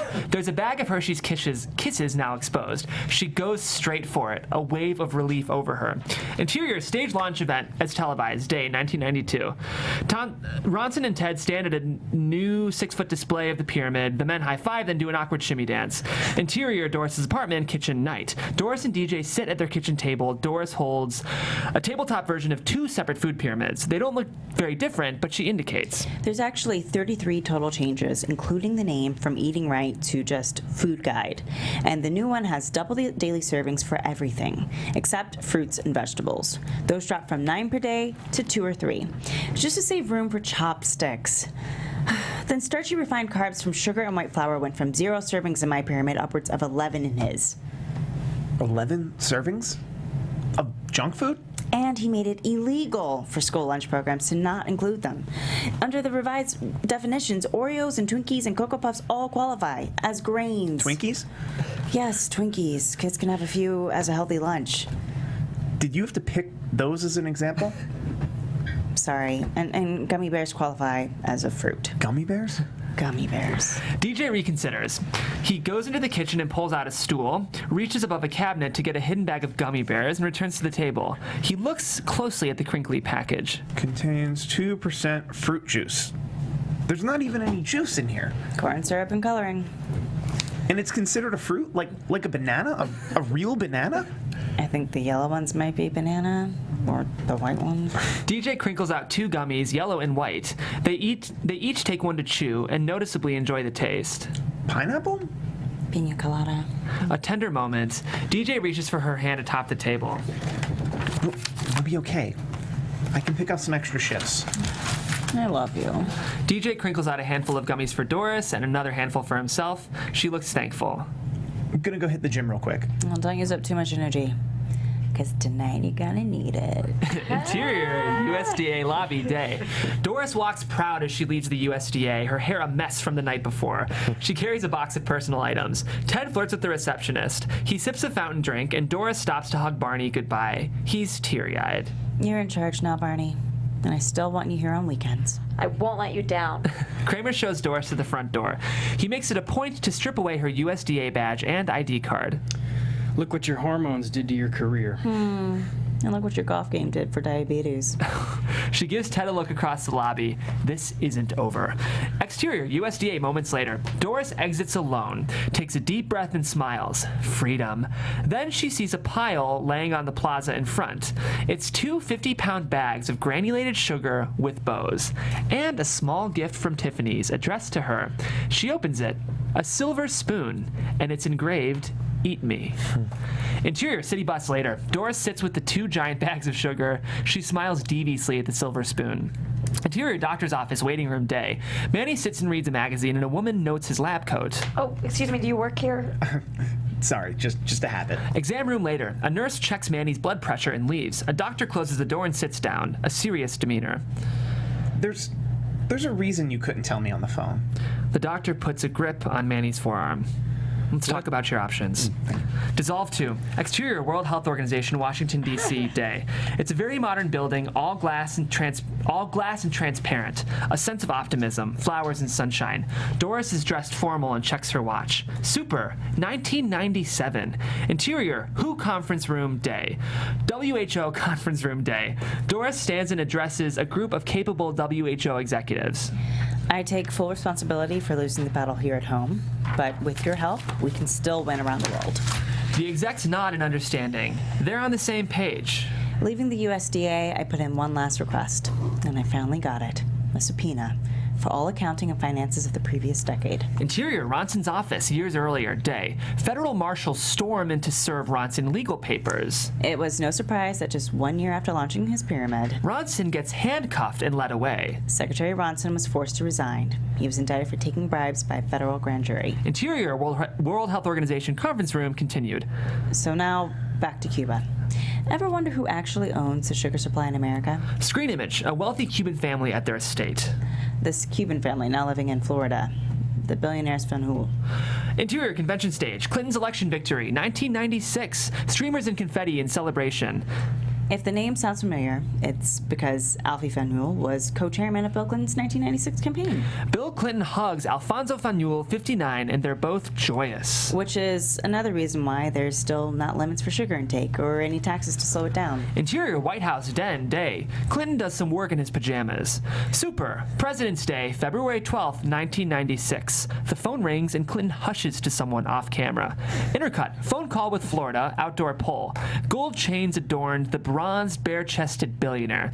Super, sugar baron Alfonso Alfie Faneuil. We're not going over this again, Alfie. Diabetes ramping up. Bill. Kids are getting it. Bill. Heart health's failing. Bill. #1 cause of death in America. Bill. Hell, even I've gained 30 pounds. Doc says I need a bypass.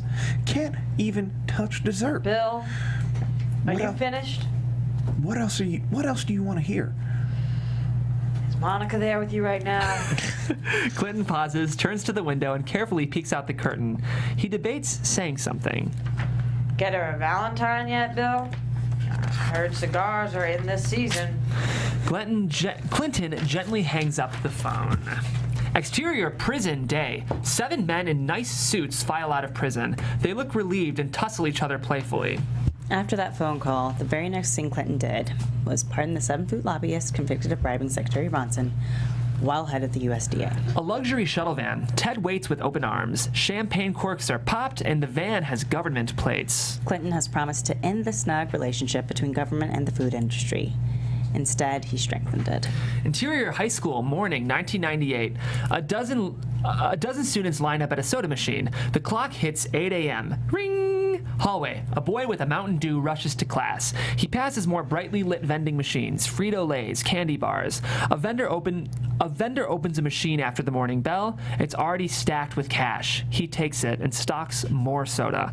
Classroom. Students sit for biology lab and dissect lung tissue. Some are brown, some are pink. Every kid seems to have a soda. The chalkboard reads, "Dangers of smoking, Tobacco Week." A photo collage has a 1980s image of students lining up at a Marlboro vending machine in a school hallway.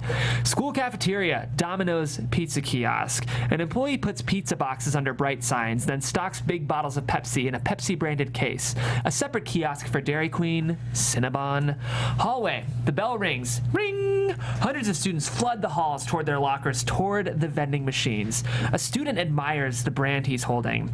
Interior, Doris's apartment living room evening. And DJ admires the same brand. It's also advertised on TV in front of him. He slouches and scratches his belly. Bedroom, Doris finishes packing a suitcase and zips it up. Front entry. She wheels the bag to the door, looks over at DJ, who's still endeared to a snack product, and shakes her head. Kitchen. She pulls out the stool and stretches to reach above the cabinet. Stretches more, can't quite reach. Gets down and puts a thick phone book on a stool. Back up onto it, reaching above the cabinet. Living room moments later. She tosses a new bag of gummies onto DJ's lap. Uh-oh. DJ looks back at her, then notices the suitcase by the door. Are you leaving me? It's a work trip. You're mad about the gummies. Final warning, but if I can't reach you, how can I reach them? Her look is serious. He turns back to watching TV. You're not my mother, Doris. You're not anybody's mother. I'm not Bobby in his damn diapers. And I know where you keep your damn stash. Exterior, corporate headquarters evening. A dozen limousines parked outside. This is Pillsbury, a division of General Mills. Both are junk food behemoths. Super, Minneapolis, April 8th, 1999. Interior, Pillsbury lobby continuous. The iconic Doughboy dominates. Wall art of Wheaties boxes, Michael Jordan, Mary Lou Retton, the Minnesota Twins celebrating a World Series. The reception desk has a giant bowl of candy. Interior, boardroom continuous. Wall art is decidedly sugar cereal, cartoon characters, Lucky Charms, Trix, Cocoa Puffs, Cookie Crisp. A dozen execs gather around a conference table. They all wear light blue Oxfords with the sleeves rolled. The group is composed entirely of white males aged 45 to 55. Name tags indicate a variety of big food. Doris stands at a screen to give a PowerPoint presentation. The logo for the World Health Organization and the title, Stewardship of U.S. Food Products on the Global Stage. Keeping kids healthy from Kansas to Kenya. A professional photographer snaps photos of the proud men. These look great on your first websites. Doris remains the only female in the room and stands at the screen. The lights dim and her slides begin. Image: an obese child eats sugar cereal from a jumbo box. More images and charts as Doris lectures toward the screen. None of the execs pay any attention. They chat or look at text messages. They all have the exact same Nokia brick phone. Ted slouches with his eyes closed. Doris turns occasionally to narrate toward the men, but she's blinded by the projector, so she keeps her eyes on the screen. Manny runs the electronics. Thus, he's the only person who really watches the images and reads the statistics.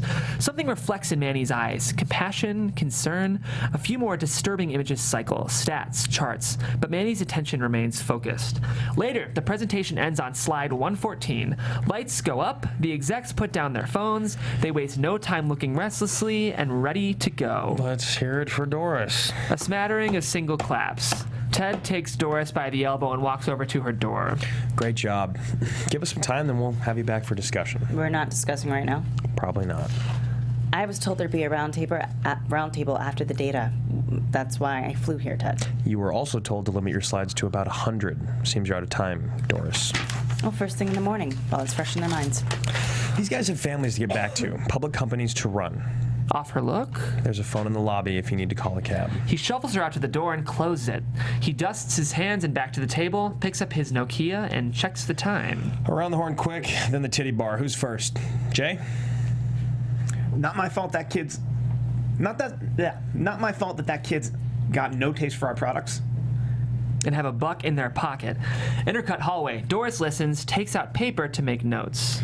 Let's blame their allowance money. Let's blame their video games and lack of exercise. Let's blame global warming, which is why they can't go outside. By that logic, we can also blame air conditioning. And their parents for having it. Yeah, the parents need to be more accountable. They want zero responsibility. Manny types notes projected on the screen. Allowance money, video games, global warming, air conditioning.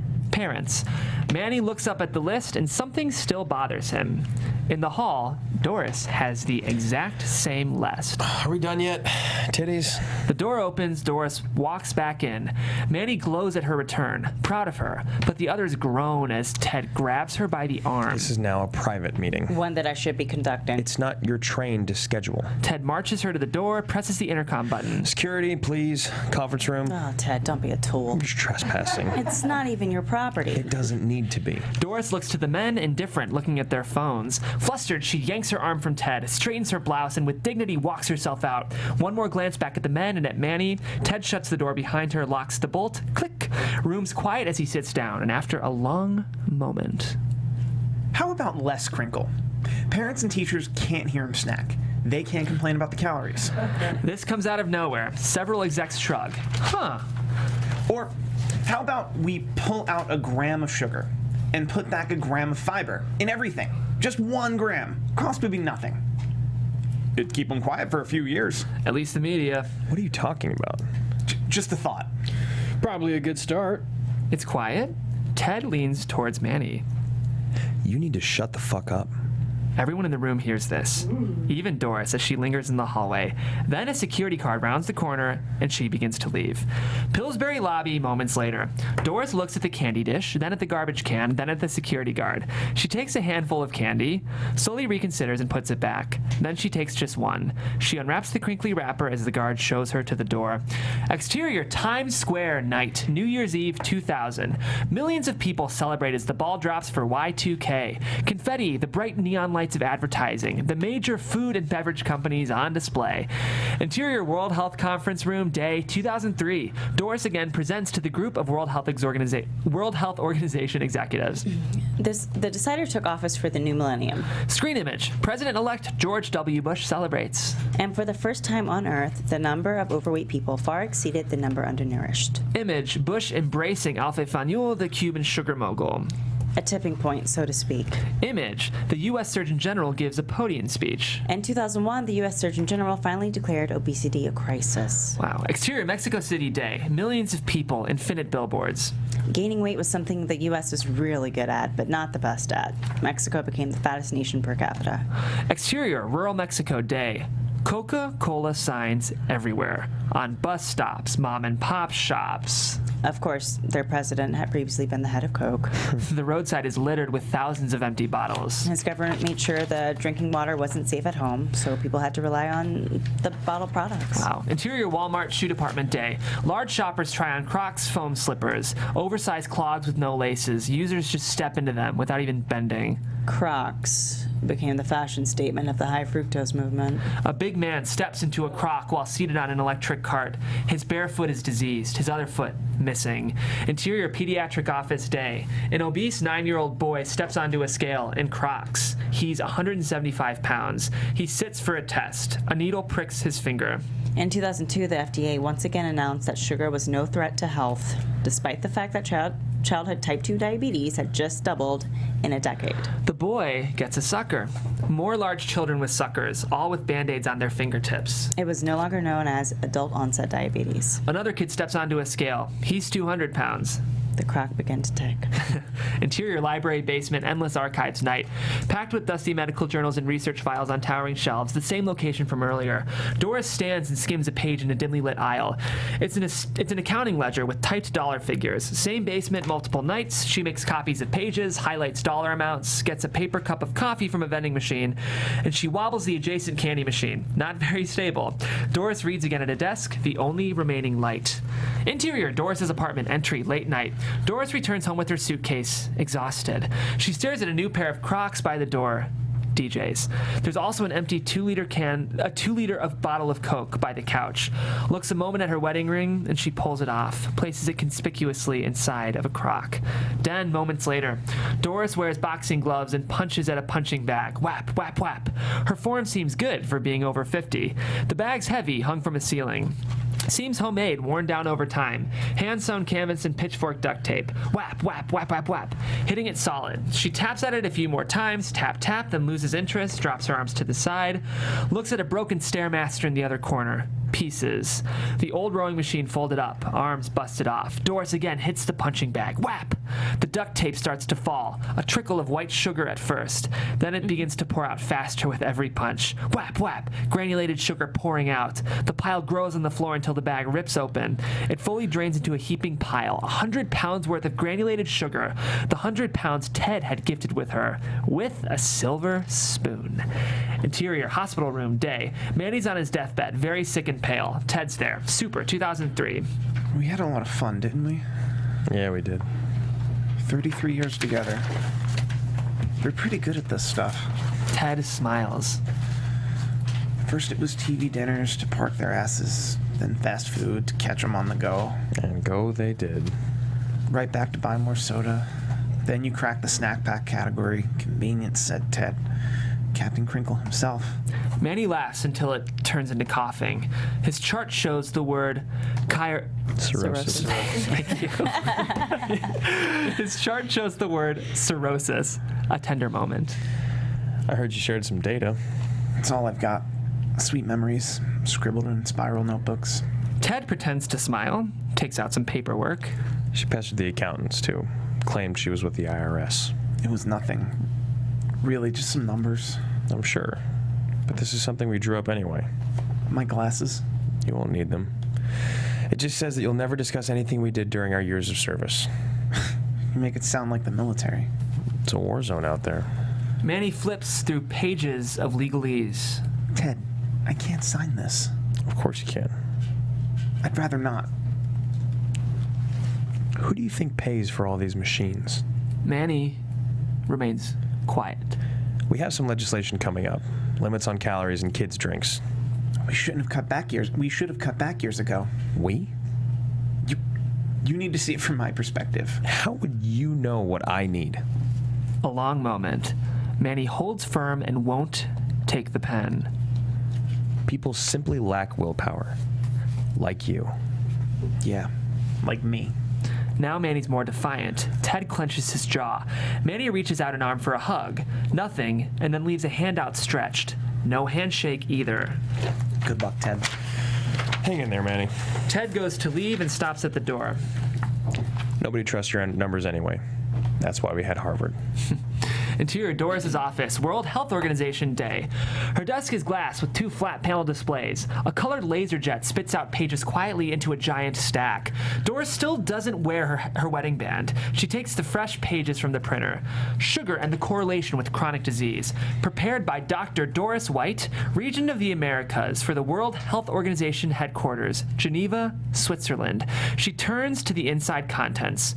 World Health, 25-year trends, 1977 to 2003. Part 1, obesity. Part 2, diabetes. Part 3, heart disease. Doris flips through the entire dense report past heavy text and charts and graphs. It totals 493 pages. She's very proud. Checks the weight by hand. Puts the report in a travel bag. Adios, amigo. Slings the bag over her shoulder. Interior airport gateway day. Ted has a bag on his shoulder and walks a hall toward customs. A sign reads, "Welcome to Geneva." Customs agent moments later. Ted displays his passport and credentials. His official government ID lists him as a secretary, United States Department of Agriculture. The agent shifts through Ted's briefcase and he finds a hidden envelope full of cash. Looks up at Ted. Ted shrugs sheepish. His passport is stamped. Exterior, World Health Organization, Geneva day. Another highly modern designed, honeycombed with glass. The structure seems to float above the ground. Super, 2004. Interior, World Health Organization hearing chambers day. The room is sleek and modern, concrete and stainless steel. Ted sits in a lone chair away from the curved table in front of a 6-member panel. Members are trim and sophisticated. Ted looks overmatched, a slouching, pompous American. A WHO managing director, female, 50s, is in charge of this hearing. Doris sits behind her. The director places a hand atop the thick report. Here's our 500 pages of evidence, Mr. Secretary. Ted holds up a single-page letter. And here's our official response. It seems an email would have sufficed. I'm digging the diplomacy. Plus, I needed the miles. The group remains unfazed. I'll start by saying I've been too busy to even bother with your baseless accusations. So this letter was drafted by my esteemed government colleague, Mr. William Steiger, godson of President George Bush himself. And his mother is chair of the FTC, the Federal Trade Commission, if that matters to you. It doesn't. Let's note Mr. Steiger's the same buffoon that Bush sent to berate our Surgeon General for drawing attention to the obesity crisis. Ted shrugs. What obesity crisis? He's also a golf buddy of Ted's and in charge of our nation's HIV and AIDS response. He has a degree in history, so it all makes sense. Look, Billy's a good old boy. He and I are on the exact same page. Ted indicates the letter. Ahem. Prepares to read it. He remains seated in the lone chair, like an island. Letter in hand, dated 2004. Letterhead. From the desk of William R. Steiger, Director, U.S. Office of Global Health Affairs. Just a portion of it reads. And to claim fruits and vegetables are healthy, to imply that some food is good and some bad is ridiculous. Food is food, regardless of where it comes from, and the assertion that the heavy marketing of junk food and fast food increases risk of obesity is supported by almost zero data. Ted finishes reading and remains seated, leans back and puts the page down on his crotch. The 6-member panel stays quiet. After a moment, Doris gets up, walks around the table and takes the page, holds it away from herself, and she delivers it. The director takes a moment to skim read. Mr. Secretary, Ted. kudos to the fact that many of these sentences actually have punctuation at the end. Wish I could comment about the spelling. Doris gloats in her head. The WHO doesn't believe in falsehoods, no matter how rewarding it is for your Fortune 500. Ted leans back more in his chair and spreads his knees a bit. Mrs. Director. Miss. I think your response is a little presumptuous. And I'm sure your next statement will be supersized. No, it'll just be non-existent. I don't have time to read it. Ted pulls a single-sentence memo from his briefcase. He doesn't bring it to her. Instead, holds it out until Doris again walks around the table and delivers it herself. Doris glances at it, grimaces. Something's not good. The director reads the memo, takes a deep breath. The U.S. plans to reclaim our $400 million annual allocation to the WHO effective today. The director stares at Ted for a long moment. I can take a check. Don't be crass, Mr. Morgan. It's not crass, lady. It's extortion. It's simply choosing not to give your employer a donation, Doris. It's called discrediting your credibility. We already have enough cookie jars to fill. Third world nations will starve. Then I suggest you spend less of our money on architecture and more on teaching people how to fish. Doris closes her eyes. This cannot be happening. Later, she still stands in the same spot. The others have left. So the WHO caved and handed Ted a revised official statement that admitted there was no link to junk food and obesity. Doris looks despondent and holds a pen loosely in her hand. Ted required that I sign it myself. Interior luxury car dealership day. Ted's handed a set of keys and shakes hands with a salesman. It might be the single deadliest event in human history. Exterior German Autobahn day. Endless miles of crisp cornfields. It's quiet. Then, pshoo, a bright red Porsche turbo roars past. It's like a rocket. Rows of corn waver in the car's wake. And diabetes now sink its prick into Europe, Asia, Latin America. Interior speeding Porsche continuous. The fine leather of the dashboard and steering wheel. On the passenger seat, it's a typed one-page letter. At the bottom, a signature. Doris White, PhD, Geneva, 2004. Interior doctor's office, U.S. waiting room day. An unseen man sits and reads a magazine and turns the page. Exam room later. A nurse checks the unseen man's blood pressure and leaves. A doctor closes the door and sits. A chart of lab results. The doctor puts a grip on the man's forearm. Let's talk. The patient is DJ. His look is grim. Fade out. Over black, the same simple line chart traces U.S. sugar consumption over time. It's measured in pounds per year per person. In 1800, the line starts near zero, and it moves slowly upward, and by 1990, 40 pounds a year. And by 1900, 40 pounds a year. By 1977, 80 pounds a year. Rises steadily for only 25 years, and in 2004, 120 pounds per year per person of sugar. Graphics over black. Simple white lines form a triangle. Music goes up. From the left, a white laser beam of light hits the triangle. It prisms its way through and exits as a rainbow. Like Pink Floyd's image for Dark Side of the Moon. The rainbow alters direction to the inside of the triangle, and the white laser beam transforms into the white stairs. Graphic, my pyramid. The new 2005 USDA My Pyramid Guide, a triangular rainbow of many vertical wedges with a white staircase to the left. Underneath is an endless bounty of food, a shitload. Highlight, the stairs seem to go nowhere. A stick figure appears, a glowing white tip at the peak of the pyramid.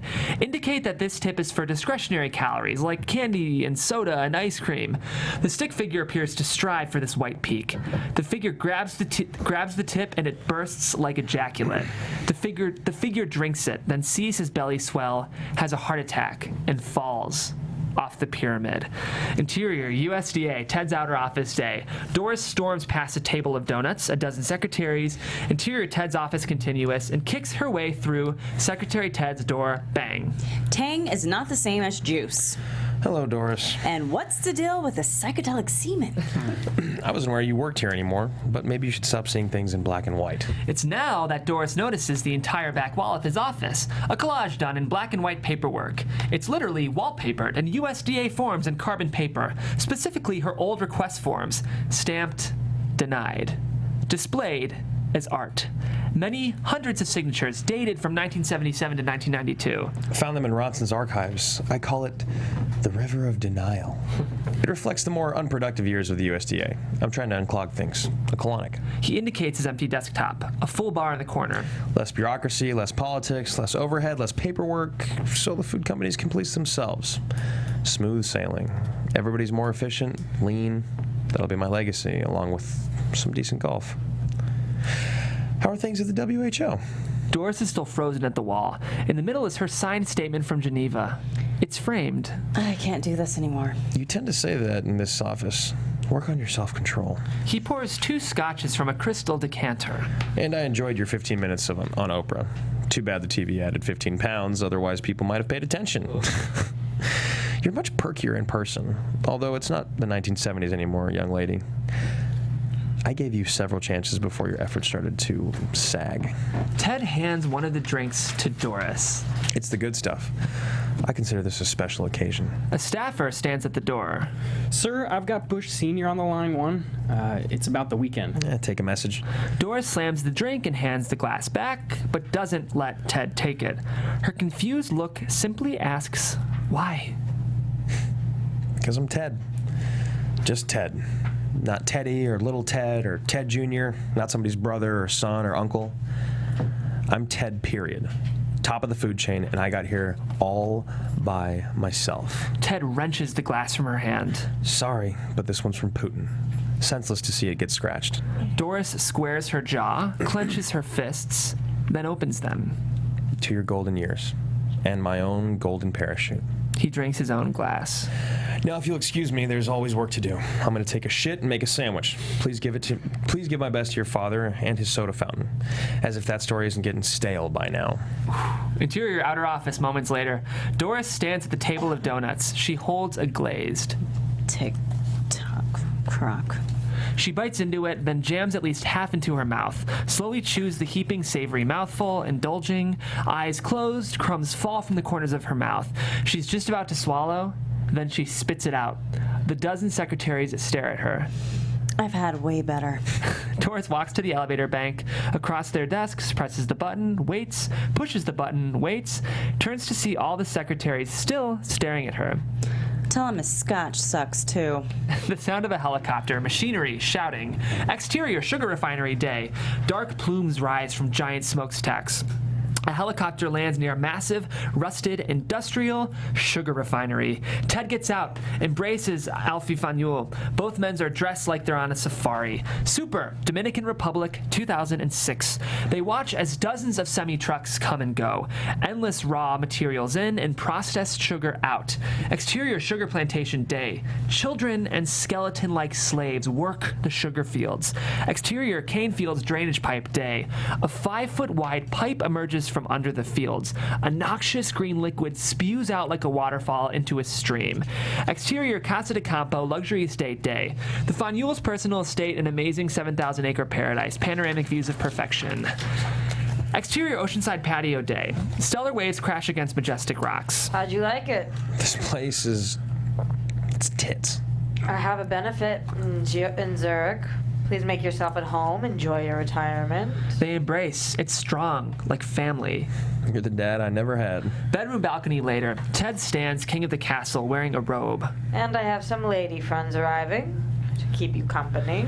Island estate, various locations day. Ted stares at a wall of glass door kitchen fridges. He makes an Elvis-sized hoagie sandwich, oozes on the syrup, explores a wine cellar, a 30-car garage, sits behind the wheel of a classic Porsche, and he masturbates and releases. Later, Ted sits at a pool and enjoys the view. Women swim. A formal butler arrives with a chalice of ice, a carafe of water, and a big jar of orange Tang. There's also a long golden spoon engraved for Ted. Nowhere else to go at the top. Yours, Alfie. Interior chain bookstore day. Doris sits and signs copies of her new book, What to Eat. It's a long line of customers. Her hand cramps and she shakes it out as she jokes with the person next to her. Interior NPR studio sound booth day. Doris chuckles as she talks into a microphone. A radio host also laughs and can't believe her story. No, seriously. So I tipped the menu over. The place lost power. Then the police pulled me over with all the fast food garbage in the truck. I said the baby goat made me do it. The host laughs even harder. And that's how it all started. The radio talk ties back to all her opening voiceover. Ted's first kingdom, gluttony and grease, everything nuked on the spot or deep fried, then chased down with icy cold liquid gold. Interior bistro wine bar evening. Doris walks in and looks around. It's a nice place, trendy. DJ works behind the bar. He looks good, more fit. He doesn't notice as she sits down. Doris admires him as he snacks, and he bites into a wrap. Sprouts fall out. It's spinach. Then some inadvertent eye contact. Both of them smile. DJ walks over with a white cloth and casually wipes the space in front of Doris on the bar. It's a clean slate. Then he moves a bottle of ketchup out of reach and smiles. You look great. He thumbs his belt to show the new slack in his pants, much trimmer, and his Crocs have been replaced with sporty running shoes. Been reading a new blog, so I traded in my old threads. A quiet moment of appreciation between the two of them. Then DJ opens a cabinet and takes out a wrapped gift. It's flat like a book, the same size as Ted's gift from earlier. I had this made in case you ever stopped by. Doris opens it. A nice 8x10-inch photo of them from the 1980s. It's laminated and printed onto thick wood. I put it on half-inch plywood. That's how hard life is without you. Interior convention stage, Obama's election victory 2008. An extended celebration for President-elect Barack Obama. Tears of joy from the masses, and a sign reads, Hope. Super, 2008. Graphic, USDA MyPlate, 2013. New from the USDA, choose myplate.gov. It's round with 4 sections. The biggest is grains. It looks fairly balanced, other than all the carbs. Then the MyPlate gets an extra bowl, a scoop of ice cream.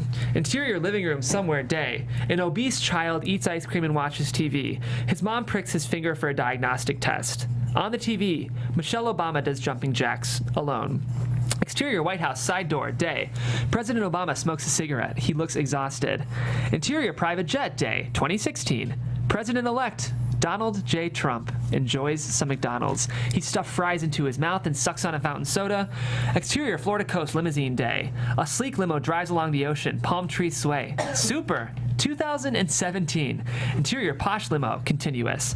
Von Ewell's impeccably dressed. He straightens his silky tie. Ted sits across from him, now 67, on top of the world. Exterior limousine, guardhouse, later. Ted rolls down a tainted rear window and a guard approaches. Good afternoon, Mr. Morgan. Please, just Ted. He hands the guard a business card. It simply reads, Ted. The guard turns the card over, and there's an official government seal. Chief Advisor, U.S. Health and Nutrition, serving President Donald J. Trump. The limo passes through the golden gates that read Mar-a-Lago. Exterior interior Winnebago day, 2017. A charming budget motorhome drives past cornfields. Doris looks out the window. She's now 65 and wears her wedding band again. DJ drives. Healthy, happy retirees. She's even begun to grow her hair out, up in a hat. The RV passes the city limits of Franklin, Indiana. Moments later, they roll through the once proud neighborhoods from the opening. Yards are now overgrown, houses in disrepair. A battered car up on blocks, a stray dog, no kids playing. They turn onto Main Street, slightly familiar from the opening over six decades ago. But it's certainly not as vibrant. Interior 7-Eleven moments later, day. Doris and DJ sit at a tiny table. She seems emotional. This was the site of her father's soda fountain. DJ crinkles open a 2-pack of Twinkies, stuffs the entire first one in his mouth all at once.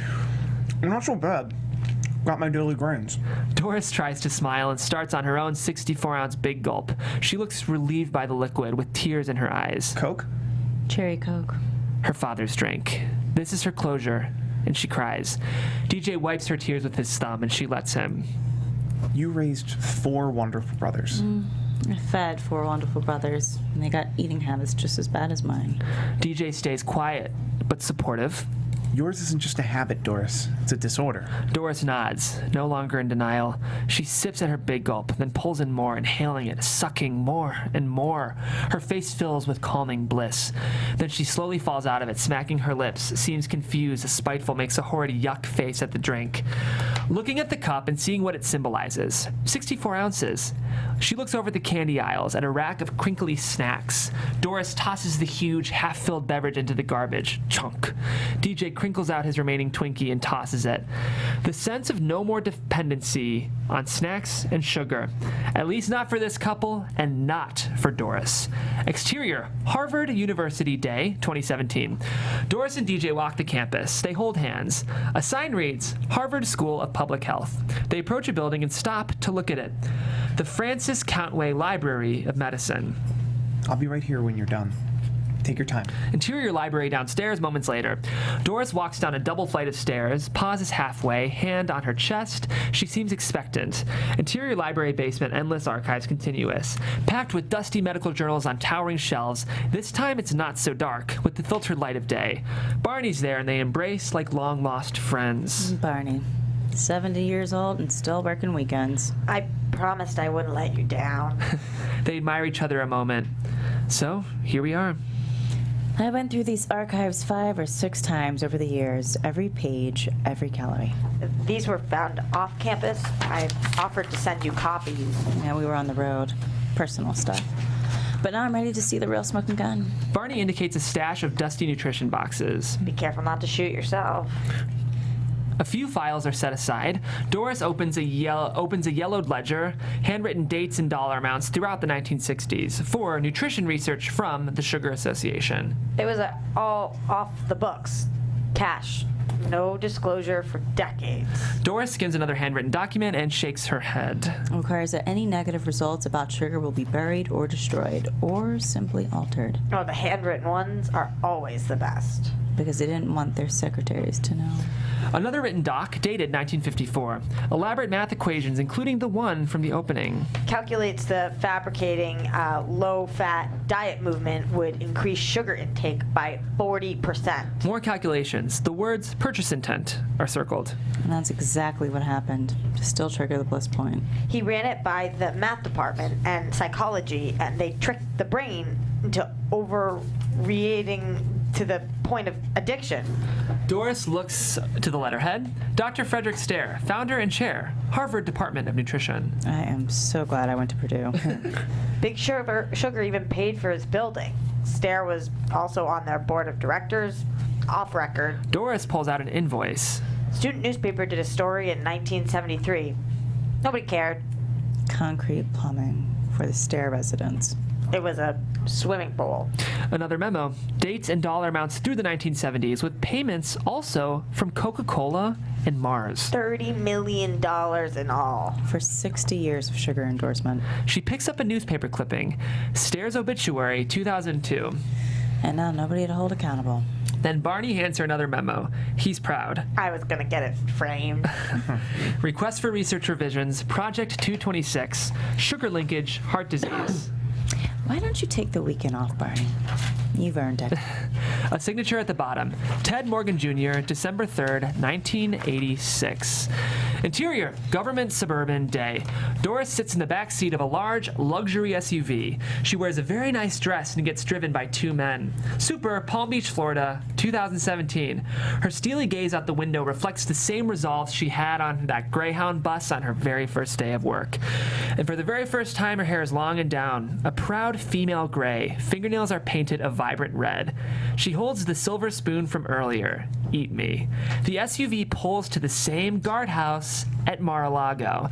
Exterior government suburban guardhouse continuous. The window goes down for the guard, and both men are in front of the vehicle display badges. They're U.S. Marshals. Exterior Mar-a-Lago patio dining moments later. Doris and the Marshals walk up to Ted and Fayul's table. Hello, Ted. Taurus, blast from the past. Didn't realize you were a member. Doris starts to say something, and she bites her lip. Stay in control. Ted makes minor note of the two men with marshal badges. Glad to see you finally let down your hair. Just needs a little color. You'll be a lady. Ted tilts to check her out, head to toe. Maybe with some nicer shoes. He leans back in his chair, smug as ever. Mr. Ted Morgan Jr.? Yes, Miss Dr. Doris. I'll be your waitress tonight. She puts down some legal documents on his plate.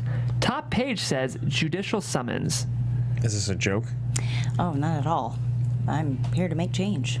Gotta earn those tips. Ted looks down at the documents, turns a few pages. Glimpses of phrases. Notice to appear, class action, gross negligence, consumer fraud, unjust enrichment.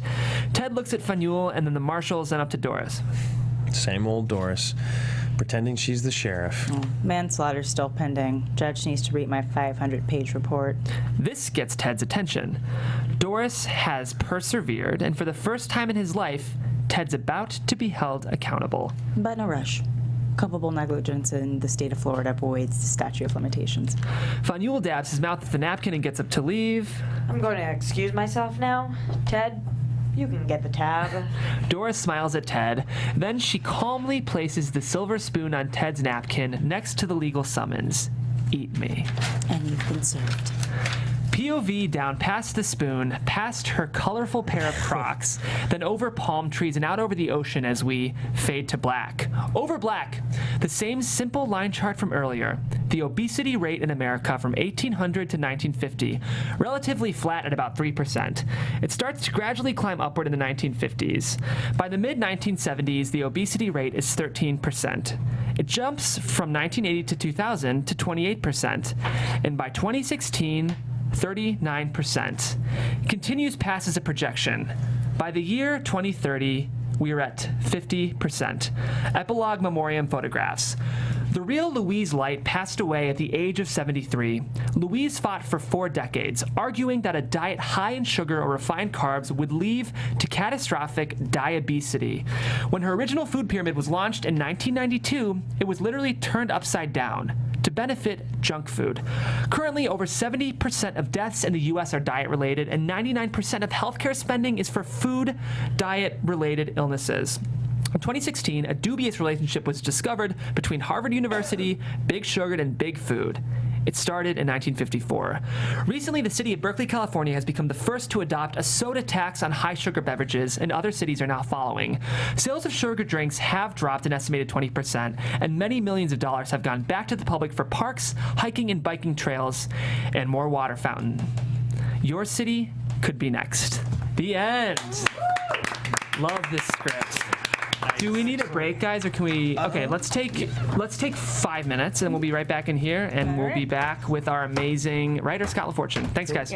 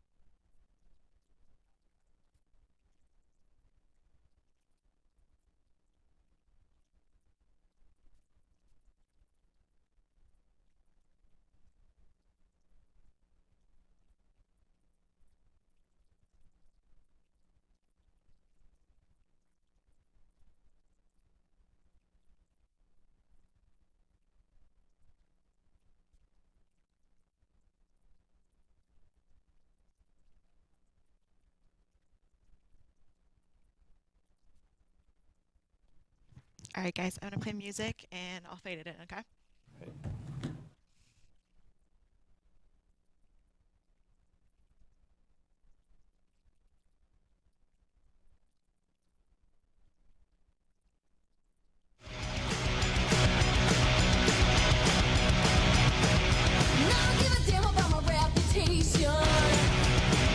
I picture this the music when Doris is crushing the bowls and pushing the. Definitely.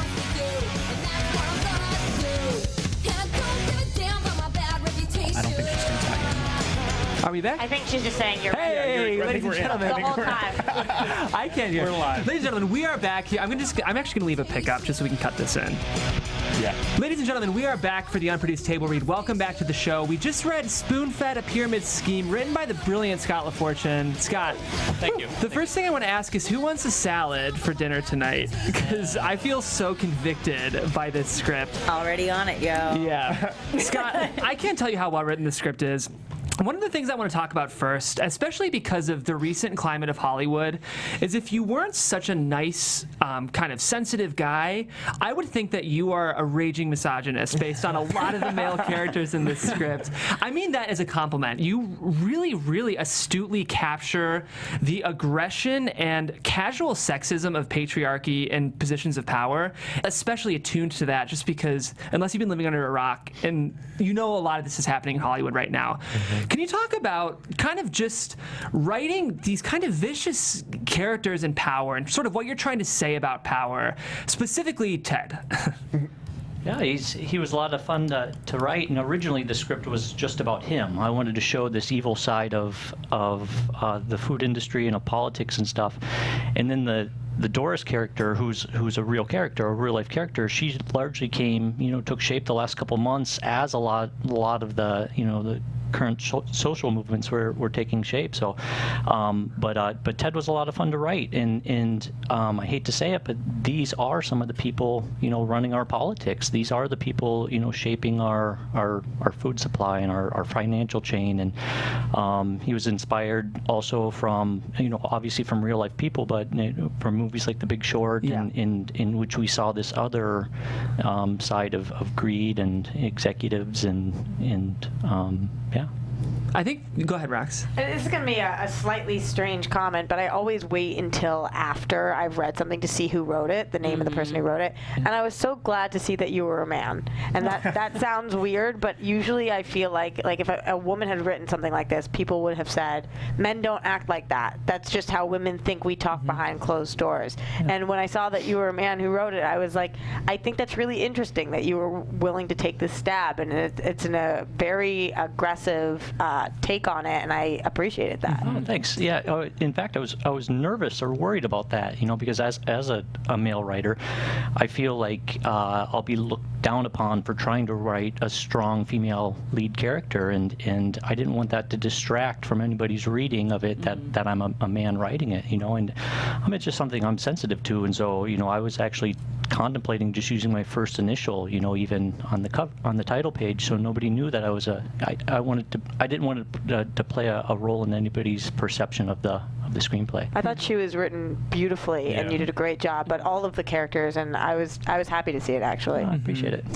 Yeah, I think Doris is this is an award-winning part. This is, the Oscars love these kinds of movies, like the Crusading for Justice, as do I.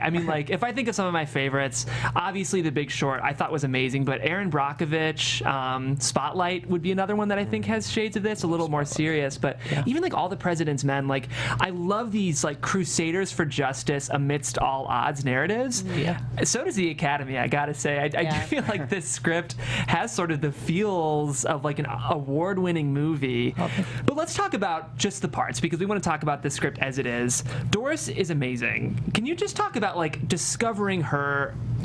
Just in general, where did this idea come from? Well, and again, it's a true story. I come from the food industry, and so I spent 20 years in formulating products and marketing products. And I guess I always had a guilt inside of me of kind of knowing how this all works. And I kind of knew, starting screenwriting, 4 or 5 or 6 years ago, that somehow I needed to implement positive change in the world, not to talk too big picture, but I wanted to create social change, or at least an awareness, and I knew I could do that inside the food industry. And so I always kind of knew I'd write a screenplay like this, but I always knew the history of obesity and food in the U.S. I was always fascinated by it. I had worked at a grocery store for 8 years growing up, and every time I'd put a Cheese Whiz on the shelf, I'd turn and look at what was inside of it. And I like the food chain and the food industry, ever since breakfast cereal as a kid. And so having been raised in the 70s and 80s, having been an adult when the first food pyramid was launched, which you guys might not remember. I do. But if we look back at it, it fully pushed 10 bags of Doritos a day. It was trying to give us, 11 servings of corn chips, every day. And I had this cynical thing in my mind, like, I don't know if this is right. And so, the ultimate irony is that a lot of us don't know what groups like the USDA do. The USDA is there to sell food for America. They also are tasked with telling us what to eat, like suggesting what we should eat every day. And so that's a very huge conflict of interest when the people tasked with selling crops and food products for our food producers are also, trying to, teach us on what to eat and how to eat healthy. And so it's a really, ironic situation. And then at this time last year is when this Harvard, some faulty research and some shenanigans was uncovered, and nobody jumped on it. If you Google it right now, there's only the original New York Times report. Like, nobody followed up on this. None of the news networks, nobody has dug into this more. And what happened, just for your guys' own knowledge, we all witnessed a low-fat, low-sodium movement of the last 40 years. We grew up with low-fat dairy options, including milk, and what they figured out they could do back in the 1950s, let's create this low-fat and low-sodium movement. In order to make things taste good, we have to crank up the sugar by 40%, and that's what the food industry did. And that's one of the reasons we didn't get the nutrition we needed the last 40 years. It's kind of a dry, boring topic, but look where it's led. And they misinformed us on what fat is. Yeah. Exactly. If you put... And how fat works. Yeah, glucose in your liver creates fat.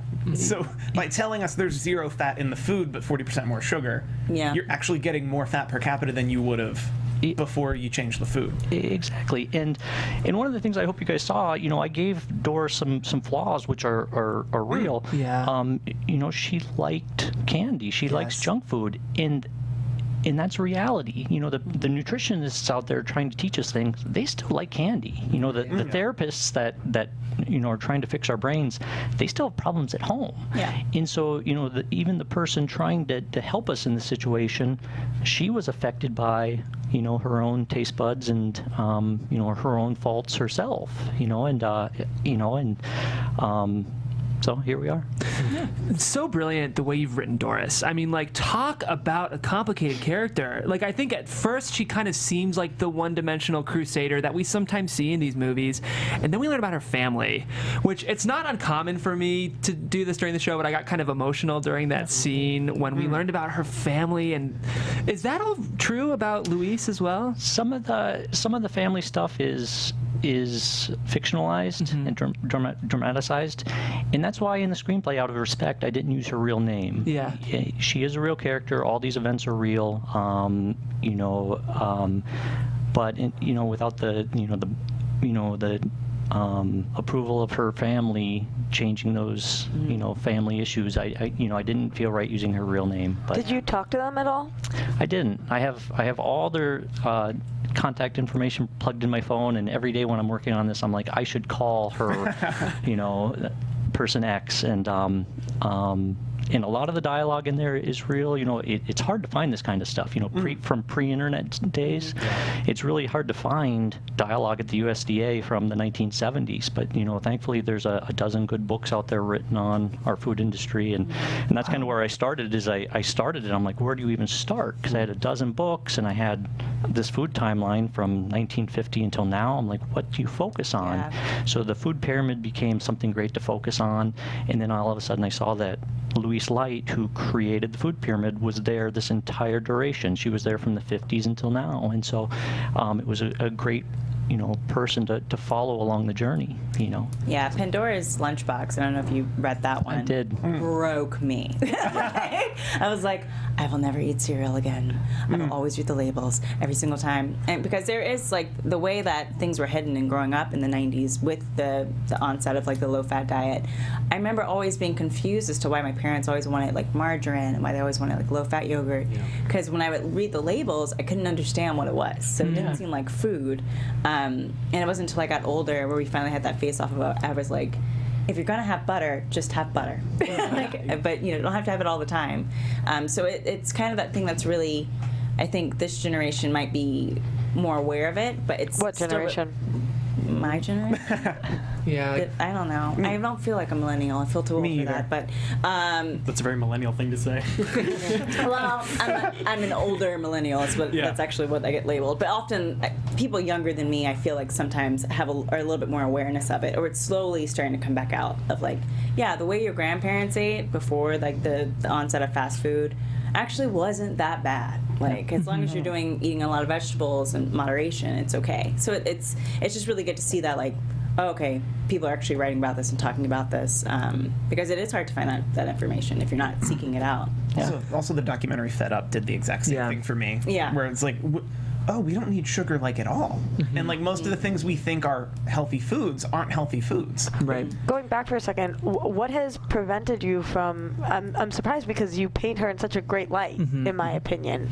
But what has prevented you from reaching out if you have all of their information? Absolutely nothing, and as being a writer, I'm an introverted person, and I liked being in my little, bubble with this story, and in knowing, the facts about what she did at the USDA and stuff, and in having her, and now I want to, especially after talking to you guys, I do want to reach out and need to reach out and just send find them out this more. link. I was gonna say, now you're on this big podcast. I want to talk with you about what it is like to write fictionalized truth, because we've only read a couple other scripts that do this, that kind of take actualizations of events and fictionalize them. So, what were the challenges? I mean, like on paper, this doesn't sound like the amazingly entertaining script that it is, and you did such a good job of livening it up. So, can you talk about both from a narrative and character perspective, both honoring and taking liberties with the material? Yeah, absolutely. And I had never written a biopic or a true story before, and so I wanted to make sure that I was playing by the rules. My character has since passed away, and she was a public figure, so it's all public domain. But I was really worried about any little single thing that wouldn't be true. And then I started researching other award caliber films of the last, say, 10 years about how much truth and how much fiction is in them, and they typically range from 0% truth to maybe 85% truth. But almost everything is, it does have elements of fiction. Dunkirk just came out, not too long ago, and it's fully fiction. We look at that and think it's a true story, but it's not. It's 100%, fiction. And other great films like Imitation Game and stuff, 25% fact. A lot of that story is just fabricated for entertainment. And so I kind of knew going in, not at all to take away from those films. They're extremely entertaining, great films, but the truth, doesn't 100% line up. And so I knew I was allowed to create some elements of drama and interactions that were close to what happened. And but I tried to be, as far as the food events and the things that happen, it's factual. So. Yeah. You do so much with subtext. I think, I love the physicality of the way you write. I think so much about what we learn about these characters is unsaid. Do you feel like that's common to your voice as a writer, or? Yeah, it was actually an early draft of this, right before the one I first gave you back in July. An early draft of this literally had Doris narrating most of the script. And in real life, Louise Light had a radio program after she left the USDA, and so she had all these kind of talks in which she slammed the USDA and like how these in the food pyramid events, and so I thought it would be fitting for her to narrate over this entire film, and I thought that the voiceover narration worked great, and then I sent it out for some reads, for some feedback in spring, and all the readers, all the Hollywood readers told me to pull the voiceover out because that's not what professionals do, and I'm like, but that's her radio voice narrating over it fits, and they said pull it out, and so I got insecure, and I pulled out all that voiceover narration that kind of explained what's going on, and that's why you ended up reading so much narration today, because I had pulled all that dialogue out and tried to visualize it on screen, and so then I had to add subtext and things like that, in action, because I didn't have the words to go along with it. And yeah, but I love the specific choices. You use these cultural references that are so iconic, like the Elvis thing. The fridge. Yeah, I mean, it's Mean Joe. It's simultaneously heartbreaking and funny. It's like, I mean, I think a lot of great kind of, what would this genre be? Like the biopic, I guess. A lot of great stylistic biopics, I think, walk this tightrope of tragedy and comedy, and I think you do it really well. Can you talk about like tonal objectives for you when you were writing this? Yeah, absolutely. I knew I wanted to interject pop culture, and so I was looking at the years 1956, and then the year 1977, where all this started, 85, when the cigarette companies came in and started making things more addicting, 92, when the pyramid was launched, and so I looked at, for certain, iconic pop culture things, and it was just basically pulling up Wikipedia to see what happened. And one of the things that stood out was knowing that Elvis died severely overweight, and all of a sudden he, at the very start of this movie, 1956, that was his debut, and he happened to die on the same day in 1977 that we're getting started on this food pyramid. And it was just like this perfect device. And so, some readers haven't caught, the Elvis thing. Like, why is Elvis in this? Well, we wanted to put a face on the obesity crisis. Right. Here's somebody that we all know, somebody that was very nimble and limber, and then 25 years later of a high sugar, high carb diet that Elvis had, look what happened. That's one of my favorite parts of the entire script. If you have watched any of his videos of when he did get heavily overweight, and he performs and he's crying, and he is just so large and seems so unhappy and It's really heartbroken. sad. It's really sad. And so I was reading that, I was like, you nailed that part. Yeah, no, I appreciate that. And another thing that really ties together is brain chemistry. It's really fascinating. I have a background in it and stuff, but just this past week, Sean Parker, who was the first president of Facebook, talked about how they know that every time you click on a picture, you're getting a little burst of dopamine. Dopamine is the reward chemical in our brain. Every time you log into Facebook and see your friends and see a selfie of yourself, you get this little reward in the brain. And that's exactly how the food industry works. Every potato chip that you eat, you're getting this little reward of dopamine in your brain, and it's fascinating to me that I'm not making any social commentary on it. I'm simply saying that our brains are what reinforces that we should be doing things. That's why we reach back into the potato chip bag. That's why we want to get the one size bigger with the Coca-Cola, and nothing against those food companies. I eat terrible too. It's but it's because it's addicting. Right. Yeah. You never shame anyone. Like, I think the bad version of this movie would make obese people a joke or make them funny, and yet our protagonist, who is the force behind all of this change, is struggling with it. Yeah. That is how you really emphasize the crisis. And I think it's really well done. Thank you. I also think it's super interesting about that, not shaming anybody, is the way that you write Ted. And that's like, he's one of those villains that you almost want to side with sometimes, or like you kind of like him a little bit, but then you're like, no, you're a piece of garbage throughout. But what I really like is that it's a character. It's like a real person. It's not a caricature of a bad guy. It's not a caricature of this douchey person. He seems very real. how was writing Ted? Because I love Doris, and it's easy to love Doris. Ted, it's hard to not hate him, but I'd never hated him at any point, really. Yeah, like I'm glad you say that, because I was sensitive to Ted. Like these people like Ted, exist out there, but that's not bad. He's trying to be successful, just like most Americans are trying to be successful, and I did, kind of create him to be a little bit more of a douchebag, just so it's entertaining on screen and stuff. But the screenplay was originally about him, and the very first draft of this, you guys might not believe this, but the very first draft that I finished in January, Ted was a serial killer, and he was literally murdering people, behind the scenes, and I wanted to show that sugar really is killing us. And so the kind of takeaway is I wanted to watch this of this Ted guy feeding us sugar, and then also behind the scenes killing people. And I got some reads from some friends, and they're like, hey, this story itself, the truth of it is fascinating. Right. Pull all that, pull all the killings out. And I had Doris, the real life Doris, in that screenplay as just being one of the potential victims that figures him out, and she foils his plot. And they said, focus on the truth and make it more like a biopic or a true story. And I'm really glad I did. Yeah. Me too. Yeah, it feels much more authentic. We need to wrap soon. Do any of you guys have any other questions for Scott? Or Scott, do you have any questions for us? No, this has been a great. Yeah, I mean, you said it already. This is the first time you've heard it. So is there anything that, when listening to it, I always ask this question, anything you liked, didn't like, you want to change, things that stood out, anything like that from your first table? I'd love to know, there's some sexualization in there. Did you guys respond to that at all? Or was it too much, too little? It was true. You told the truth. It's a lot. Yeah.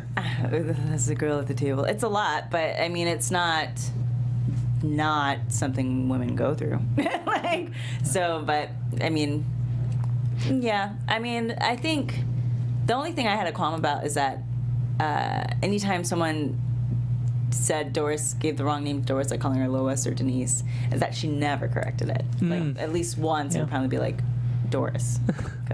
Yeah. I kind of got that though, because like it happens so often that you just fucking move on. Well, yeah. I do if it's because my name's Adrian, so Adriana, Andrea, I get all that, but.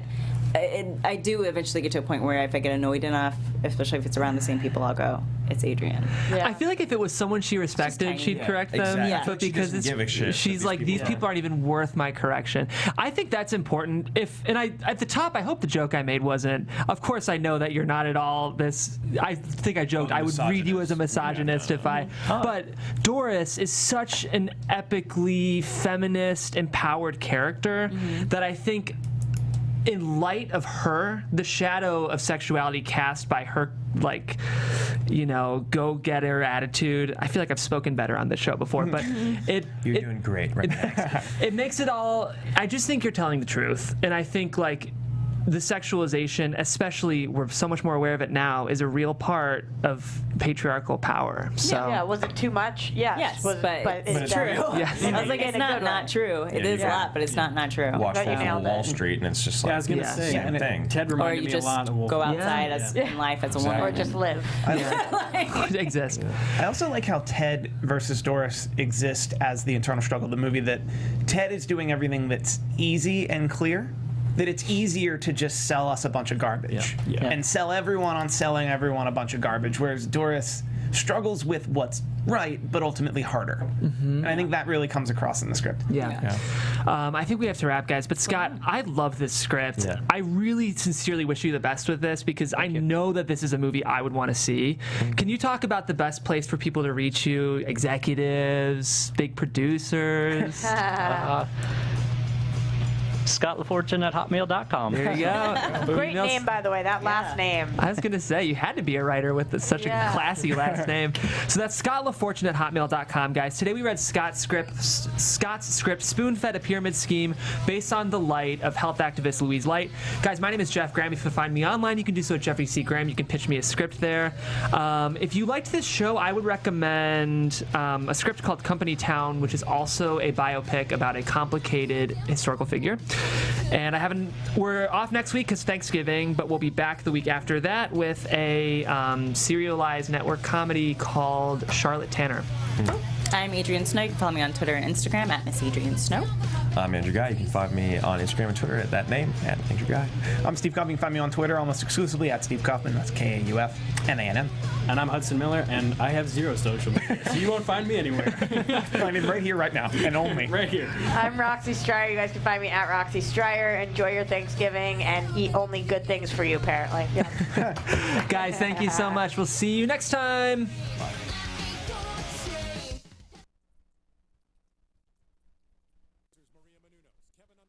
Kevin Undergaro, Phil Svitek, and the entire Popcorn Talk Network. We would like to thank you for tuning in. For questions or comments, be sure to visit popcorntalk.com.